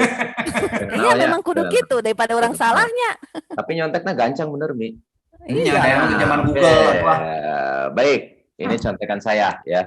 Jadi teman-teman, ketika seseorang mengalami kecemasan begitu, maka yang keluar adalah hormon adrenalin, epinefrin, norepinefrin begitu. Di mana dia mempunyai efek inotropik, kronotropik positif. Jadi karena jantung jadi deg-degan, tanya, kemudian juga keringat lebih banyak. Nah, dan sebaliknya betul, Mi. Jadi beta endorfin itu adalah hormon yang diproduksi. Jadi beta endorfin kalau teman-teman bingung mah kan tahu ya morfin ya. Morfin yang bikin Ya, ngelayang. morfin. Nah, itu adalah endomorfin. Jadi morfin yang diproduksi oleh tubuh kita. Jadi endorfin itu endomorfin, morfin yang diproduksi oleh tubuh kita. Memang dampaknya kayak gitu, enak, enjoy, gitu ya, relax, semacam itu. Nah, hormon itu bisa keluar dengan berbagai macam cara. Ami tadi telah mengatakan itu secara fisik. Nah, sekarang coba kita lihat secara spiritual. Jadi apa yang dikatakan oleh Andre tadi ya, ketika seseorang membaca kitab suci, membaca Al-Quran, ternyata mereka kok dampaknya beda banget gitu ya. Ya, nah ini ternyata ada risetnya nih. Ini riset saya ambil dari jurnal yang terindeks Scopus, dan ini sebuah review. Kurang lebih ini ada 973 jurnal penelitian ilmiah ya di berbagai negara. Dikatakan ini macam hubungan bagaimana dibacakan Al-Quran, membacakan, mendengarkan, hubungannya itu dengan kecemasan. Ya, ternyata kalau kita lihat dengan jurnal sedemikian banyak ini ya, dapat disimpulkan rata-rata orang yang diperdengarkan bacaan Al-Quran itu mempunyai gelombang alfa yang lebih tinggi. Ada juga yang mengatakan bahwa indeks kecemasan ini juga menurun. Artinya, simpelnya, dengan dibacakan Al-Quran, ternyata ini juga mempunyai dampak, begitu. Nah, penelitian lain juga demikian. Artinya, sahabat-sahabat semua, ketika kita, berusaha bagaimana kita supaya tenang, alladzina amanu wa tatmainul qulubuhum bidzikrillah. Ala bidzikrillahi tatmainul qulub. Itu kalau kita lihat dari kitab suci. Kemudian kita kalau lihat dari riset, buktinya seperti itu. Jadi perbanyak endorfin, salah satunya dengan tilawah atmosfer. Nuhun Kang Ahmad. Iya, oke. Ini sok silakan siapa yang mau nanya. Ini Andre atau Asep boleh. Apakah penggunaan Ginos sebagai syarat memasuki gedung untuk WFO dapat menjadikan penjaga sterilisasi area kerja? Andre, jam Andre. Jawabannya tidak. Tidak. Saya tidak melanjutkan Ginos. Ginos itu banyak false negatif dan false positif. Jadi kalau dia positif belum berarti dia positif COVID. Kalau negatif belum bisa, artinya dia dianggap bukan COVID. Itu sangat-sangat kasar. Saya sempat stres, anak saya lagi mau sekolah, lagi mau ikut les, kemudian disuruh Ginos. Hari pek teh dinelpon, "Pak, aku positif." Anjir, di mana, Nak? Saya ke sana, ternyata dia habis makan Indomie sama kopi. Jadi gara-gara makan Indomie sama minum kopi, ternyata bisa menyebabkan si Ginosnya positif. Langsung saya bawa ke laboratorium, "Nak, kamu di tes PCR, alhamdulillah negatif." Jadi tolong teman-teman kalau mau pakai ya pakailah antigen swab lah minimal daripada pakai Ginos. Jadi tidak dianjurkan untuk Ginos sekarang sebetulnya. Itu mah zaman dulu. Ya. Oke, siap. Lanjut. Kalau hibernasi gimana? Malam begadang, tapi pada subuh tidur nyenyak sampai sore. Hormon imunnya pada tubuh gimana pengaruhnya? Anak-anak sekarang kan gitu gayanya. Gitu, Cata. Kumaha ta? Jang budak berarti namanya. Mangga, Kang Asep. Baik, kita lihat circadian cycle ya. Kalau kita lihat rumusnya, kayak mana contekan Mi? Nggak ngalingit. Aduh, kudu mah gancang nyontek Mi. Baik. Jadi circadian cycle itu adalah suatu ritme di dalam tubuh ya yang mengatur diantaranya adalah bagaimana sistem hormonal itu dan sistem laju metabolisme itu berfungsi. Nah, apakah circadian cycle ini sebuah sesuatu yang fix? Nah, ternyata ini juga dipengaruhi oleh daya adaptasi manusia ya.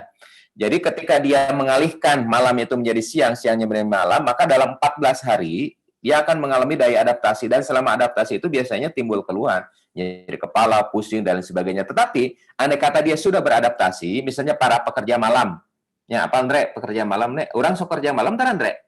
Jaga malam, ya. Oh, jaga malamnya, kita Andre-nya. Jadi para pekerja malam, ya, misalnya 14 hari, begitu ya, atau 12 hari, dia sudah beradaptasi lagi. Nah, ketika beradaptasi dia pada lingkungan yang baru, nah circadian cycle ini juga ikut berubah. Contoh, sekarang misalnya kita, Andre misalnya Anda di Lampung, ya 3 minggu kemudian pindah Andre, misalnya ke New York, kan beda jauh tuh. Tadinya berang jadi peting, Ya. peting jadi berang. Nah ini juga berubah, rata-rata dalam 14 hari, ya. Jadi hormon melatoninnya keluar sama, ya ketika dia tidur nyenyak, cuma jamnya akan berubah.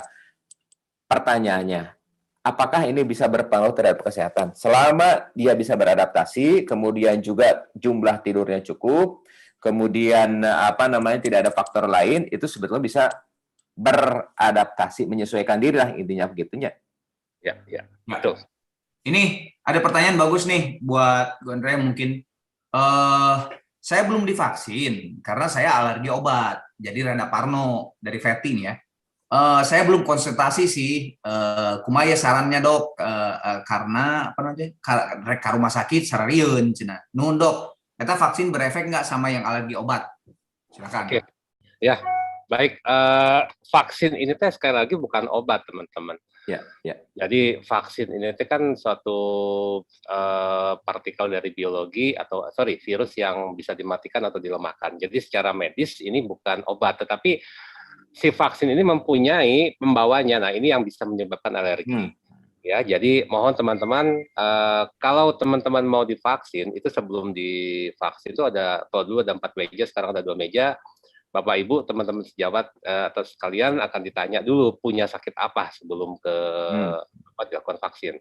Ada pemeriksaan dari mulai vital sign dan yang lain-lain. Andai kata nanti dokter ragu, dia akan minta dikonsultasikan kepada dokter spesialis atau ahlinya. Contoh di bidang saya, karena saya dokter paru, yang menjadi pertanyaan adalah, dok, saya punya sesak napas, boleh nggak divaksin? Nah, jawabannya adalah, dokter akan menanyakan kalau sesak napas apakah terkontrol kalau memang punya asma. Kalau memang asmanya terkontrol, misalnya selama sebulan nggak pernah sesak misalnya, atau memang sering menggunakan obat-obat pengontrol, dan waktu kejadian tidak ada sesak, mangga divaksin silahkan. Ya, untuk TVT, kalau memang punya alergi ya sebaiknya dikonsultasikan dulu dengan dokternya alerginya apa aja. Kalau memang alergi bangsa alergi udang, alergi kepiting, kemudian alergi obat, sejauh ini sih tidak ada masalah dengan vaksin. Jadi silakan berkonsultasi dulu dengan dokter. Soalnya kalau memang kita punya alergi di usia sampai 50 tahun, tentunya kita udah tahu daftar obat alerginya apa aja, daftar alergi bahan makanan atau yang membuat alergi apa aja udah kita tahu. Ya, jadi tetap konsultasi dengan dokter spesialis yang menangani TVT. Ya, itu jawaban saya. Oke, sebelum saya melanjutkan, ini disudahinnya 9:30 aja ya, setengah jam lagi berarti ya? Ya. Enggak. Nah, Ya, 10, boleh. 10, kumaha? Mangga. Kumaha ya, Kang Asep, Kang Andre? Mangga. Nah, siap. Oke, Siap. oke, sip. Tanya tentang vaksin booster, berapa jarak maksimal atau minimal dari vaksin kedua? Mereknya harus sama, nuhun. Itu belum ada kepastian. Yang ditanyakan oleh Cep Vivi itu adalah vaksin yang ketiga, Kang Arman. Ya. Jadi iya Mas tanya. Oh ya Vivi-nya. Ya. Jadi vaksin yang sekarang ini kan yang hanya ketiga. Iya. Ya, vaksin ketiga belum ada. Jadi dari pemerintah memang mau memberikan untuk yang nakes dulu. Biasalah nakes kan diuji coba lah, dipayah-payah tila kan. Jadi cocok itu, Re. Menikitu sedih atuh ih. Jadi di cobaan heula urang mah lompat siapa divaksin. Jadi nanti divaksin dulu yang ketiga, jadi sifatnya booster. Jadi teman-teman ini juga ada beberapa penyintas COVID, kalau kita sudah kena COVID, akan terbentuk antibodi kita di sini. Ya, kemudian nanti lama-kelamaan selama 6 bulan antibodinya akan turun. Nah, setelah divaksin juga demikian teman-teman, begitu divaksin antibodinya naik, tapi akan turun secara perlahan. Diyakini setelah 6 bulan memang harus dilakukan vaksin booster kembali untuk meningkatkan antibodi tersebut. Ya, itu jawaban saya. Ya tapi ya sudah Indonesia mah ya 270 juta orang ya vaksin kedua vaksin pertama aja belum rata kan ya kan. Harus dilihat juga kalau kita Singapura mah leutik, Jakarta Selatan bener deh. Ya. Oke, Andre namanya jadi pinter. Goblok ya. Eta susuna cocok teteh. Pertanyaannya dan si Ricky. Fitri. Grama dari Fitri. eta. Kang Asep share juga ya materinya nun pisan cenah. Kang Asep dari Fitri. Atas di share. Ya, si Mikoy, ya, pertanyaan dari si Mikoy ke Doksus. Teman saya Jumat pagi tes antigen negatif. Sabtu pagi vaksin kedua. Sabtu malam PCR positif. Apakah vaksin keduanya harus diulang? Itu pertanyaan pertama. Terus yang keduanya, katanya kalau tes antigen tidak bisa baca CT di bawah 20. Benar tuh? Ya. Jawaban saya kalau sudah seperti ini tidak perlu diulang vaksinnya, karena tujuan vaksin adalah membentuk antibodi. Jadi kalau kita sudah terbentuk, sudah kena COVID pada vaksin kedua, artinya nggak usah lagi vaksin. Mungkin nanti kalau ada vaksin ketiga atau booster, mangga. Kemudian pertanyaan kedua adalah, apakah kalau antigen nggak bisa melihat CT, teman-teman saya mau sharing, CT adalah critical threshold. Jadi artinya jumlah virus yang keambil pada waktu seseorang mengadakan swab. Jadi ada 20, ada 19, ada 30, ada 40, itu adalah jumlah virus yang keambil pada waktu dia swab. Ya. Halo. Siapa nih yang belum di-mute? Oke. Ya. Sementara kalau kita tadi Om Miki nanya, ini adalah dua hal yang berbeda, Om Miki. Jadi kalau si antigen ini yang diambil bukan PCR atau virusnya secara utuh atau kromosomnya, tetapi yang diambil adalah partikel yang keluar dari si virus. Jadi ibaratnya virusnya ngeluarin ada substansi, itulah yang diambil oleh si antigen. Dan hanya bertahan selama seminggu kalau si antigen.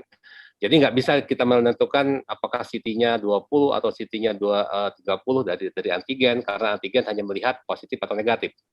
Tetapi kalau kita melakukan swab PCR ini kita bisa mendeteksi virus dengan sangat-sangat baik. Tapi yang jadi masalah, teman-teman, dia nggak bisa membedakan apakah virus ini hidup atau mati. Jadi kalau memang misalnya ada teman kita yang sudah sampai sebulan masih positif, tapi bagus, sehat, dok, dok masih positif kan ya, sebentar, jangan-jangan itu bagian dari, ibaratnya kalau manusia ada kakinya virus, ada kepalanya virus. Bangkena, ya, yang keambil pada waktu dia dilakukan swab PCR tadi, ya. Jadi itu penjelasannya, ya. Ini dari UI. Edan ya menikuat ka lengkap. Punten Kang ngiringan. Mungkin ke Dr. Andreas Invianto SPP kurung K VSF edan lengkap pisan. Apakah ada dampak dalam jangka panjang untuk penyintas COVID ini, terutama dalam kesehatan paru-paru? Kalau ada harus bagaimana? Oke. Kalau saya share screen lagi lilanya, tapi nggak saya. Jadi gini, teman-teman, ada yang disebut long COVID, ya. Long COVID itu adalah kondisi di mana virusnya sudah nggak ada, virusnya sudah mati, tetapi proses kerusakannya masih ada. Jadi ibaratnya mah rusaknya paru-parunya masih ada dan membutuhkan tempat, membutuhkan waktu untuk dia bisa kembali normal. Sampai hari ini pasien-pasien yang kita tangani rata-rata sekitar 2-3 bulan dia akan kembali normal.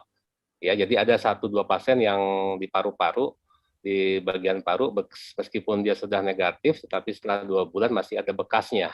Jadi bekasnya ini akan membuat seperti jaringan fibrotik itu jaringan parut di paru, sehingga pasien akan mengalami sesak napas yang berkepanjangan. Jadi seperti orang yang pernah kena sakit TBC tapi sudah sembuh, dia menjadi ada scar atau jaringan parut itu tadi. Kuncinya adalah teman-teman, kalau kita kena virus COVID, kemudian kita sudah dinyatakan sembuh, jangan ragu untuk aktivitas berolahraga, karena setelah hari ke-14 tidak ada lagi obat-obatan antivirus, antibiotik yang akan diberikan kepada Bapak Ibu, teman-teman semua. Hanya vitamin dan kemauan dari Bapak Ibu untuk bisa sembuh sendiri. Ya, jadi saya pasti minta dalam 14 hari suplemen mangga, vitamin mangga, hidup senang mangga, dijemur mangga, silakan, tetapi jangan kena sama sekali dengan asap rokok sehingga dapat mempengaruhi proses penyembuhan atau kembalinya paru-paru menjadi normal. Ya, jadi itu pesan saya. Jadi kalau nanti sudah kena virus COVID, jangan ragu untuk beraktivitas seperti biasa. Ya, dampaknya pada paru sampai 2 bulan 2 bulan atau 8 minggu baru dia bisa kembali normal. Itu yang paling lama yang pernah saya tangani. Selebihnya dia akan kembali seperti biasa. Ya. Itu Kang Arman. Ya, siap. Oke, ini kayaknya pertanyaan udah nggak ada. Nah, tadi yang seperti saya bilang, di sini ada Kang Opin sama Kang Capung ya, yang baru banget kemarin alhamdulillah sehat lagi gitu ya sekarang. Terus ada lagi di sini. Mungkin sharing sedikit lah, Pin. Boleh, Pin? Oh, Pin. Tadi pas si Andre mana, dokter Andre non pas orang ngawangkong manfaat ngerang. Pin. Saya mau sharing. Oh, no, si Mole ya mah. Ya, baik lah. Nyasok lah. Guys, si Mole dari Capung sama Opin ya. Sok, mau. Bolehnya? Ya, nuhun. Ya. Bismillahirrahmanirrahim. Saya sebagai mantan penyintas sebetulnya mau sharing. Berhubung judulnya ini urusannya juga lebih fokus kepada Ami ya, bidang psikis ya. Saya cerita dulu sedikit. Bulan Juni kemarin tanggal 12 istri saya kena. Tanggal 17 di antigen positif, tanggal 18-nya hari Jumat anak-anakku kena dua-duanya. Dua-duanya kena di antigen PCR positif juga. Tidak lama kemudian hari Minggunya saya kena COVID juga. Jadi satu keluarga saya kena semua. Terlepas dari itu cerita semua, awal kenanya istri saya itu konsultasi sama dokter Dimi apa yang harus dilakukan. Dokter Dimi hanya bilang konsumsi vitamin D sama Becom Z. Tidak ada apa yang namanya antibiotik segala macam, tidak ada. Kalau anak-anak dibawa ke dokter paru, dikasih antibiotik dan sebagainya. Oke. Ketika saya kena, saya hanya mengikuti apa yang dikonsumsi oleh istri saya, hanya minum vitamin D dan Becom Z. Ya selebihnya mungkin konsumsi ada jamu kayak Nigel Leaf, herbal seperti itulah saya ini. Terlepas dari itu semua, saya boleh bilang bahwa apa yang dialami oleh saya, kebahagiaan, merasa nyaman, itu bisa saya bilang itu sekitar 75-80% membuat saya cepat pulih. Dan menerima bahwa saya sakit COVID, tapi saya optimis bahwa saya sembuh. Yang paling membuat bahagia adalah saya tenang karena satu rumah ini kalaupun COVID tidak ada yang keluar sampai harus ke dirawat rumah sakit. Rumah sakit. Jadi itu motivasi yang besar. Ketika kita terkena, jangan dulu khawatir. Aduh, harus gimana. Pasrah, terima. Ya, tetap ikhtiar. Mungkin ditambah lagi mungkin sinar matahari itu luar biasa, membantu banget dalam penyembuhan saya. Jadi saya boleh cerita bahwa saya bukan bermaksud sombong, tapi ridho dengan apa yang diberikan Allah, terima. Saya tidak lepas dengan apa yang diceritakan oleh Dokter Andre. Saya baca Quran meskipun satu hari hanya satu halaman, dengan artinya ternyata begini, itu lebih menenangkan ya, menenangkan untuk saya. Dan yaitu jangan dulu berpikiran nanti gimana enggak. Saya boleh bicara di sini bukan bermaksud sombong. Saya dan istri saya sembuh tanpa antibiotik. Oke, jadi luar biasa, bantuan Allah sangat luar biasa. Jadi tidak usah khawatir, kalaupun nanti terkena, tenang, jalankan apa yang harus dikerjakan, insya Allah sembuh. Amin. Itu aja sedikit. Amin. Sami. Pung, aku Pung saeutik Pung. Sok kumaha Pung? Kang Capung. Makasih ya buat teman-teman, pertama ya dukungannya. Kelapung. Pecah. Ya, makasih karena ternyata saya juga dari sakitnya, kebetulan pecah. Tarik pisan. Tarik pisan, Bung. Mana make pre-em soalnya make pre-em eta. Oke. Make cup teh mana? Make preem soalnya. Cek di mana? Sip. Aman. Ya, Terus. jadi intinya mah hikmahnya ya, maksudnya dengan sakitnya saya jadi tahu banyak temen, ternyata yang care gitu. Jadi banyak yang memperhatikan, banyak yang ini, dan itu teh sangat ngebantu ke proses penyembuhan gitu.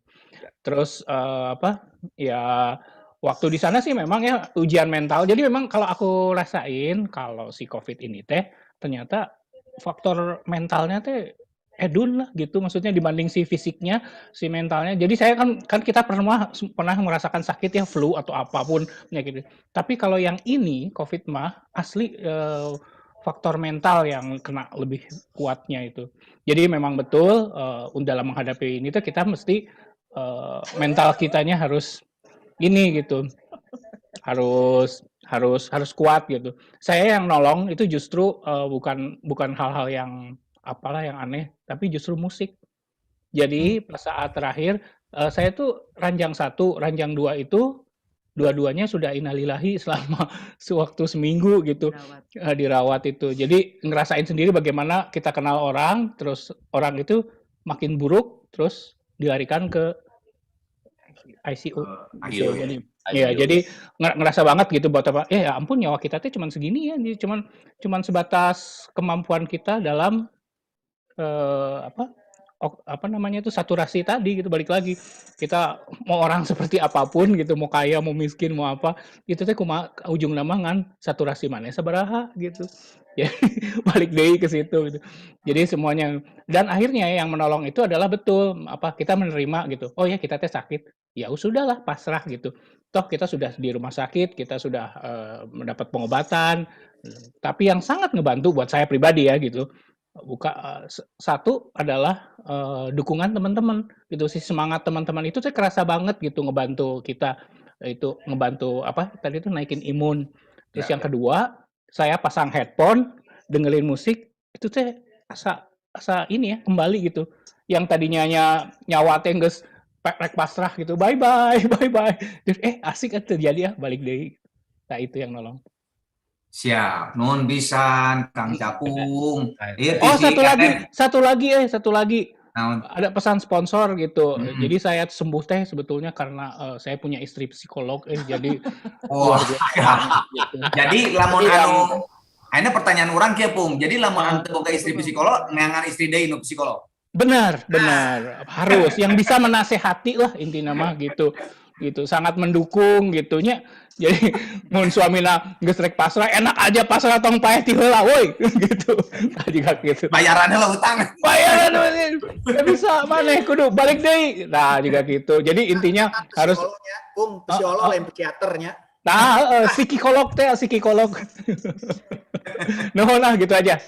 Oke, Pung, tapi sebentar. Iya, ada pertanyaan dari si Eten. Capung di isolasi teh buk mana jadi dikrel. Krel bahasana. Oke, ini ada pertanyaan dari Nail lagi nih buat para dokter nih. Kalau teknik proning itu gimana? Recommended nggak buat saturasi? Proning, naon proning teh? Gini, proning teh proning itu asal kata dari prone itu teh tengkurap ya. Jadi posisi proning itu adalah posisi yang fisiologis, artinya di saat kita desaturasi atau saturasi turun dan kita di saat sekarang kita susah mendapatkan oksigen, memang dianjurkan kita prone position. Prone position itu adalah tengkurap kurang lebih sekitar 1 jam selama 24 jam. Jadi kita tengkurap gini atau kita posisi nangkuban gitu. Nangkuban. Kemudian kita ambil bantal, kita bisa begini biasanya. Nah, ya. Kurang lebih 1 jam dikerjakan setiap hari. Nah, fungsinya adalah sangat membantu menaikkan kadar SpO2 atau saturasi oksigen meskipun hanya beberapa persen, tapi di saat seperti kita kekurangan oksigen sangat baik bagi posisi kita. Ya, itu aja. Ya. Saya mah pengen ini sharing dari si Kang Opin. Pin, boleh Pin sedikit Pin? Kayak kene ada dia ya, Jovinus Yuzar. Pin. Mana aja tapi sare. Pin, si Opin mah. Ini yang tadi minta di-share Fitri, nih udah nih dari Kang Asep udah, dari Ami udah di chat ya udah ya. Dani saya nanya sudah jam segini apakah keburu ketemuan di SE? Studio is gelo. Oke, atuh lamun gitu mah. Kalau nggak ada pertanyaan lagi, semua saya dulu udah nggak ada yang bertanya lagi. Ini alhamdulillah banget, bagus-bagus banget narasumbernya. Ami, Andre, Asep, enak bagus-bagus semua. Ini di sini juga dapat pujian nih semuanya. Bagus banget ininya, apa namanya, yang di-share-nya. Buat geng panitia, gimana nih 2 minggu kemudian masih mau diadakan lagi seperti ini? Bagaimana Sadulur, diadakan lagi? Lanjut. Lagi atuh lanjut. Lagi ya. Nanti 2 minggu lagi insya Allah ya kita panjang umur, dipanjangkan umurnya. Insya Allah ketemu lagi. Topik saha narasumber minggu anu sanggeusna. Iya, nanti Anyes, kita Anyes. boleh, Anyes boleh. Menarik tuh. Anyes juga boleh. Buat itu digital marketing. Kan sekarang kita di rumah banyak yang pada jadi online buat bisa bertahan di masa pandemi tah. Ini kayaknya Miss Facebook ya yang ngomong, kalau suara-suaranya Miss Facebook. Saya dengar. Cing man. Yo, iya man. Jelas suaranya. Iya, Miss Gandeng Facebook. Arman. Ya. Oke. Seperti yang kemarin episode pertama ditutup dengan doa. Kita panitia udah ngejanjiin yang nutup doa Dr. Asep. Tapi seperti yang episode pertama juga kemarin, setelah tutup doa silakan tetap dibuka ini kalau mau sosonoan ya. Mangga Dr. Asep. Atau foto. Arman, iya, foto dulu ya. Boleh sedikit aja. Nya sok non. Semenit aja. Jadi Ya, ini aku tadi ngedengar semua dari Kang Vivi. Oh, Vivi, sorry saya tekan kali. Ya. Ya. Tadi dari semua tentang apalagi tentang psikologi, terus tentang itu tuh saya jadi ingat waktu saya sakit itu cukup lama, padahal sebenarnya nggak parah-parah banget, coba terakhir sempat parah. Memang pas lagi dirasa kan tadi apa ya, harus ada sentuhan dan sebagainya. Waktu itu kan saya memang 2 minggu pertama sakit saya nggak ngomong ke sama siapa, baru saya terbuka di Facebook, saya nulis tentang pengalaman saya sakit itu setelah minggu ketiga atau keempat gitu, saya baru ngebuka diri. Dan itu saya sebulan setengah total. 3 minggu di rumah, 3 minggu di rumah sakit. Dan memang akhirnya saya pas tadi ngedenger, memang saya ngerasa bahwa ya di luar kita ini kan dengan di luar kita pasrah pada Tuhan gitu. Waktu itu saya pasrah sih, coba saya kepikiran hal-hal lain, malah bukan hal saya sakit apa akan meninggal atau enggak, malah yang pikirnya yang lain-lain gitu, anak saya dan sebagainya. Dan itu memang dan di rumah kan saya benar-benar sendiri itu, di rumah sendiri, kucing-kucing pun pada nggak mau masuk rumah gitu. Di rumah sendiri. Terus saya baru terbuka. Iya, saya baru terbuka sama tante saya. Kucingnya nggak abus. Jadi saya tuh akhirnya ngelihat bahwa jadi buat teman-teman juga nih, apalagi kalau yang tinggalnya sendiri, hidupnya sendiri, kalau sakit ya mungkin lebih terbuka supaya kita juga bisa ngasih dukungan.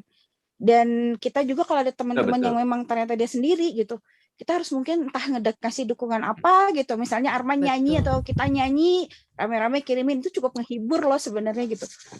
Itu aja saya mulai kepikirnya gitu aja sih. Siap, non pisan Vi, sebelum ditutup ya, kemarin juga waktu kan Opin kita dengar ya di grup yang itu WhatsApp, Opin kan lumayan cukup turun banget saturasinya kemarin. Terus kita semua ngedukung banget gitu ya, apapun gitu ya. Terus pas saya punya grup WhatsApp sama Opin yang BMX itu kan, kebetulan pas dia udah muncul di grup BMX, gue alhamdulillah gitu, wah berarti lah mungkin di BMX kayak yang tadi Ami bilang gitu kan, udah ke hobi gitu, dan itu berarti udah bener nih, ternyata bener, setelah dari itu udah emang naik terus keluar dari rumah sakit. Oke, karena udah jam 9:30 kurang 5, mangga Kang Asep ditutup ku doa. Setelah nanti Kang Asep doa, boleh silakan bersosonuan, tetap dibuka ininya apa Zoom-nya. Mangga Kang Asep. Ya, donohon Kang Arman. Bismillahirrahmanirrahim. Sebelum berdoa, kita mulai dengan istighfar dulu ya. Dengan istighfar dan sholawat. Bagi sahabat-sahabat yang mempunyai keyakinan lain, silahkan menurut keyakinan masing-masing. Astaghfirullahaladzim, alladzi la ilaha illa huwal hayyul qayyum wa atubu ilaih. Astaghfirullahaladzim, alladzi la ilaha illa huwal hayyul qayyum wa atubu ilaih. Allahumma anta rabbi la ilaha illa anta khalaqtani wa ana abduka wa ana ala ahdika wa ba'dika mastata'tu a'udzubika min syarri ma sana'tu abu'u laka bi ni'matika alayya wa abu'u bi dzambi faghfirli fa innahu la yaghfiru dzunuba illa anta. Allahumma salli ala sayyidina Muhammad wa ala ali sayyidina Muhammad. Allahumma salli ala sayyidina Muhammad wa ala ali sayyidina Muhammad. Ya Allah ya Arhamar Rahimin, ya Malikul Qudus, ya Salam, ya Mu'min, ya Muhaimil, ya Azizul Jabbar. Ya Allah, wahai Engkau yang sedang menyaksikan kami, wahai Engkau yang Maha tahu apa yang terlintas dan yang ada dalam pikiran kami. Ya Arhamar Rahimin, terima kasih atas segala nikmat yang telah Engkau berikan sampai saat ini ya Allah. Kami masih bisa menyaksikan saudara-saudara kami, teman-teman kami yang berteman sejak puluhan tahun yang lalu. Ya Arhamar Rahimin yang Maha Pengasih dan Penyayang, lewat makhluk yang sekecil ini, Engkau telah ingatkan kami betapa indahnya dulu ketika kita masih bisa bernapas dengan bebas. Betapa enaknya ketika kita bernapas tanpa masker. Betapa rindunya ketika kami menyaksikan bagaimana dulu kami bisa bersama, ya Allah. Betapa enaknya ketika kami dulu menikmati alam kebebasan. Tapi mungkin lewat makhluk yang sekecil ini, Engkau tegur kami atas ketidaksyukuran yang kami lakukan. Atas ketidaksyukuran nikmat udara bebas yang telah kami hirup. Lebih dari 500 galon per hari udara yang kami hirup. Tapi tak sebanding dengan rasa syukur yang kami lumpahkan ke hadirat-Mu, ya Allah. Mungkin lewat virus ini Engkau tegur kami betapa banyak kesombongan atas ilmu yang kami miliki, ilmu kedokteran yang kami miliki, ilmu kesehatan, ilmu manajemen, ilmu apapun, sehingga kesombongan ini makin menjauhkan diri kepada-Mu, ya Allah. Terima kasih Engkau telah tegur kami dan telah Engkau ingatkan kami lewat makhluk yang sekecil ini, ya Allah. Ya Malik, wahai Engkau yang merajai segala sesuatu, ya Allah. Sesungguhnya virus ini adalah genggaman-Mu. Demikian juga tubuh kami, tubuh sahabat-sahabat kami, tubuh guru kami, tubuh teman-teman, dan tubuh orang-orang tercinta kami. Semuanya adalah genggaman-Mu, ya Allah. Sesungguhnya tidak ada sesuatu pun terjadi tanpa izin-Mu. Ya Rob, izinkanlah pada malam hari ini, ya Rob.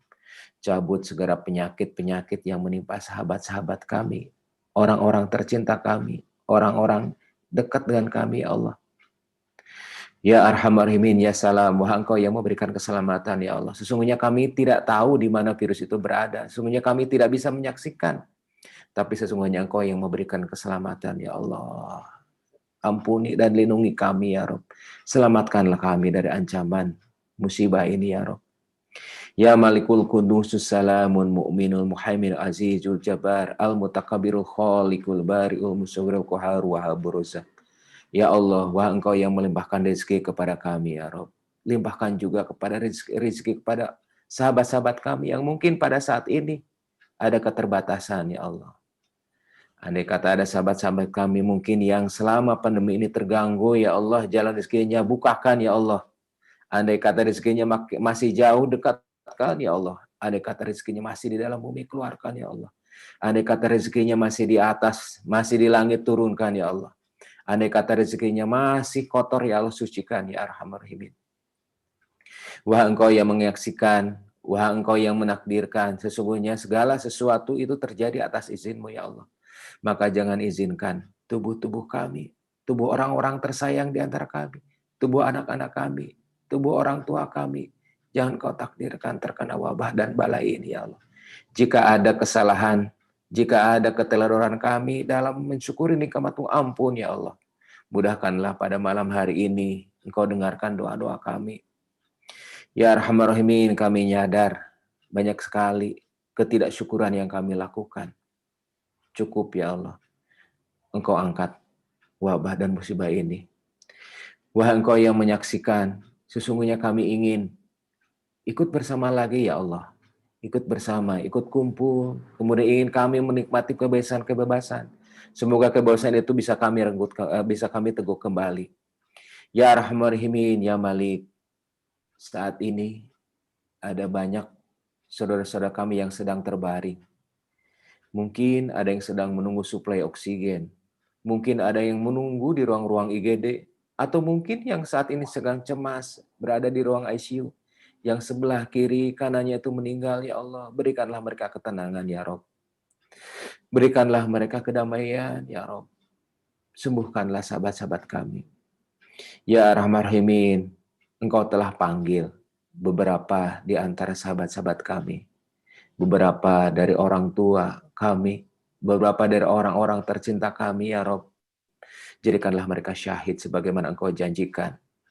Ya Rob, berikanlah mereka nikmat kubur sebagaimana Engkau janjikan, ya Rob. Sesungguhnya kami tidak tega.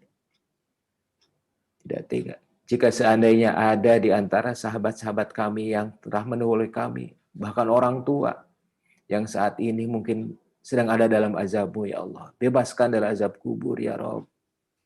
Ya Rahman, berikanlah orang-orang yang telah mendahului kami nikmat kubur. Jadikanlah orang-orang yang mendahului kami itu sebagai orang-orang yang terkasih di antara kekasih-kekasih-Mu. Ya Arhamar Rahimin, Ya Malik, Ya Kudus, Wahai Engkau yang Maha mensucikan, ya Rob. Sucikanlah pikiran, batin, dan perasaan kami. Sehingga doa-doa kami terkabul, tidak terhijab. Ya Arhamar Rahimin, Ya Malik, Rabbana la tuakhidna in nasyina aw akhtana. Rabbana wa la tahmil alaina isran kama hamaltahu ala allazina min qablina. Rabbana wa la tuhammilna ma la taqata lana bih wa'fu anna waghfir lana ya Allah, waghfir lana. Warhamna anta maulan fansuna ala qaumil kafirin. Ya Rob, jangan Engkau timpahkan kepada kami balai, musibah, ujian sekiranya kami tidak sanggup menerimanya, ya Rob. Ya Arhamar Rahimin, hasbunallah wa ni'mal wakil, cukupkan Engkau ya Rob sebagai penolong dan pelindung kami, ya Rob. Jadikanlah hati ini lebih tenang ketika kami merasa berdekat dengan-Mu, ya Rob. Ya Malik, Engkau yang menguasai segala sesuatu, ya Rob. Takdirkanlah kami selalu beserta dengan orang-orang yang baik. Takdirkanlah kami bisa menolong orang-orang baik dan kumpulkan kami bersama orang-orang baik. Rabbana atina fid dunya hasanah wa fil akhirati hasanah wa qina azabannar wa adkhilna jannata ma'al abrar ya aziz ya ghafar ya rabbal alamin.